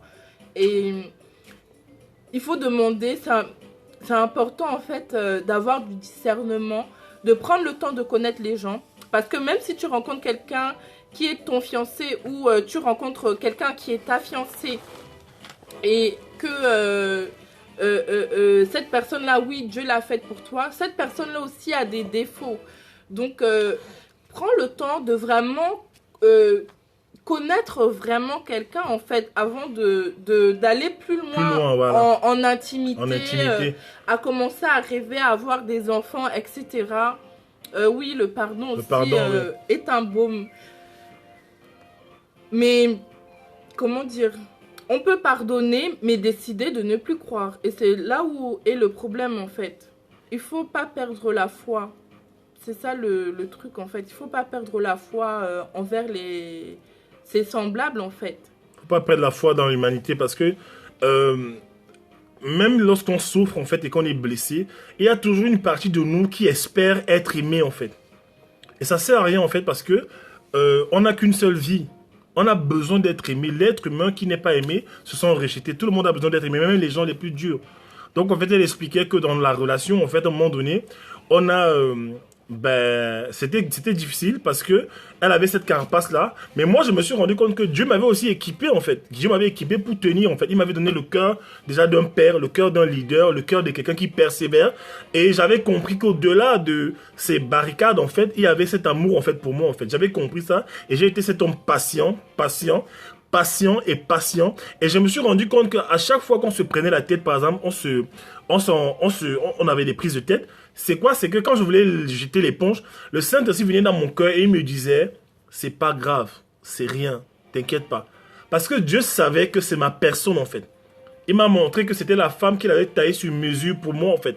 Et peu importe les situations par lesquelles on passait, j'avais besoin d'être... Et je me suis rendu compte d'une chose, c'est quoi? C'est que alors que je l'ai soutenue, alors que j'ai été cet homme près d'elle, en fait, Dieu m'a donné la capacité maintenant de coacher, d'être un coach de vie pour d'autres femmes, en fait. J'arrive à donner des conseils aux femmes, j'arrive à encourager les femmes à trouver le meilleur en elles, en fait, à trouver leur potentiel, leur talent. Mais parce que à la base, en fait, Dieu a utilisé ses faiblesses à elle, ses failles, en fait. Ces failles, c'était un terrain... En fait, elle était mon terrain d'entraînement. Donc, si je l'avais aussi mal pris, si je m'étais aussi braqué, j'allais aussi rater la meilleure personne qu'elle est aujourd'hui. Parce que c'est quelqu'un, aujourd'hui, d'extraordinaire, en fait. Le Seigneur l'a travaillé. Mais elle, en fait, elle était mon terrain d'entraînement, en fait. Parfois, nous, les chrétiens, lorsque on regarde les difficultés, en fait, on a une mauvaise perspective, en fait. Une difficulté peut être un test de formation pour toi en fait. Dieu c'est un testeur. Dieu teste les hommes tout le temps. Depuis la nuit des temps, Dieu a testé les hommes. Il a testé. Même Jésus au désert a été testé pendant 40 jours. Donc Dieu me l'a envoyé et à un moment donné, en résolvant ces problématiques, j'ai commencé à comprendre les problématiques des femmes. Déjà j'ai compris ce qu'on appelle les émotions des femmes. Avant qu'elle avait ces émotions qui montaient, qui descendaient, parce que les femmes, elles peuvent être contentes aujourd'hui, après elle est triste, tu ne comprends pas, ça monte en dents de si je ne comprenais pas.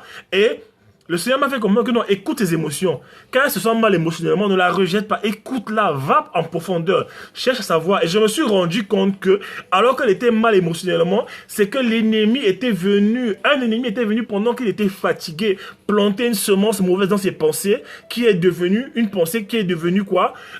Une action. Une émotion qui a conduit à une action qui a conduit à une tristesse en fait. Et Dieu m'a dit que tu dois mener le combat et dépenser pour ta femme. Et c'est là que tu prends ce passage qui dit que je renverse toute hauteur et tout raisonnement dans la tête de ma femme Johanna et je ramène toutes ses pensées captives à l'obéissance à Christ. Et c'est comme ça que ces pensées commencent à la quitter. Parce que parfois les femmes, elles culpabilisent tout le temps parce que le diable leur met les mauvaises pensées et elles pensent qu'elles sont à l'origine de ces pensées en fait. Le diable te fait croire que la réalité que tu vis est ta réalité alors que c'est pas la vérité en fait. Et donc j'ai commencé à comprendre. Et quand j'ai compris ça, je me suis dit que mais si j'arrive à comprendre ce problème, ok, il n'y a pas de souci ma soeur Nénette. J'ai compris que si j'arrive à résoudre ces problèmes émotionnels, ça veut dire que je pourrais aider d'autres femmes. Et c'est pour ça qu'aujourd'hui, quand les femmes m'écrivent, en fait, pour les coachings, tout ça, j'arrive à percevoir, en fait, ce qui ne va pas, en fait. Donc, c'était une bénédiction. Amen. Amen. Donc, c'était, en fait, une bénédiction. Dieu, dans son plan parfait, savait ce qu'il faisait, en fait. Dieu savait. Parfois, tu vas rencontrer une femme ou un mari qui est dysfonctionnel à un niveau. C'est pas que c'est pas la volonté de Dieu. Dieu peut t'envoyer quelqu'un qui arrive avec un bras cassé, en fait. Mais Dieu compte sur toi dans la relation pour que ce bras soit restauré et vous avancez. Mais tu vas tirer de là un enseignement, en fait, pour ton futur. Aujourd'hui, je peux écrire sur les émotions des femmes. Je peux faire des CD, je peux faire des DVD sur les émotions, parler des femmes, en fait, aider, coacher les femmes, en fait. Parce que je comprends ce que c'est. Maintenant, quand elles se sentent mal émotionnellement, je sais que je dois rentrer en prière, en fait. Je sais que je dois attaquer l'esprit, en fait. Stormy Omassian, celle qui a écrit, la dame qui a écrit le livre La puissance du mari qui prie, elle explique dans le livre que quand ta femme est mal émotionnellement, ne la laisse pas, en fait, ne te retire pas, en fait. Parce que les femmes sont comme des violons. Le violon, en fait, pour que le violon marche, il y a beaucoup de conditions qui doivent être réunies. Si peut-être il y a trop de chaleur, il y a trop d'humidité, il y a la pression atmosphérique dans la salle, s'il y a des éléments extérieurs qui peuvent influencer comment est-ce que le violon va marcher, en fait. Et les femmes, c'est pareil comme ça dans leurs émotions. Donc j'ai compris ça, en fait. Donc en fait, Dieu nous a créés imparfaits, on va dire, avec nos défauts, avec nos imperfections, nos insuffisances. Mais en fait, au fur et à mesure qu'on avance dans le mariage, en fait, on a commencé à se positionner, en fait, et à devenir des meilleures personnes. Voilà. C'est ce que je voulais dire. Voilà. Donc, c'est ça. Et l'essentiel, c'est, après avoir quitté une relation dysfonctionnelle et que tu rencontres une personne que Dieu a pour toi, que Dieu te dit que c'est la personne, avant même ne te retrouve pas dans une dimension où tu as fermé ton cœur. Les hommes sont méchants, les hommes sont ceci, les femmes sont tous les femmes sont tous des bip, les hommes sont tous des ceci. Non, il y a toujours quelqu'un de bien pour toi, il y a toujours quelqu'un de bien pour toi. Et juste pour la petite... Amen, Calypso. Et juste pour la petite histoire, moi je m'étais dit, plus jamais de ma vie, je dis bien plus jamais, je ne veux être avec un Camerounais parce que pour moi les Camerounais c'était les gens venus de l'enfer. Et ensuite je me suis dit, à la suite de mauvaises expériences, plus jamais je voudrais être avec des Noirs. Les Noirs sont mauvais. Je pensais ça et je le disais, je le revendiquais même. Et le Seigneur m'a confondu. Mon mari est noir, il est Camerounais. Et je suis l'homme de sa vie. Et c'était pour dire que même si on croit que tout le monde est mauvais, oui c'est vrai, de nos jours, la Bible le dit, à la fin des temps, le cœur de beaucoup de personnes seront refroidis. C'est vrai, beaucoup de personnes sont insensibles, les gens sont mauvais, les gens se font des coups... ils se trahissent, beaucoup de personnes ne sont plus dignes de confiance, mais il y a quand même des personnes qui sont dignes de confiance. Et si tu te positionnes, si tu as du discernement, si tu demandes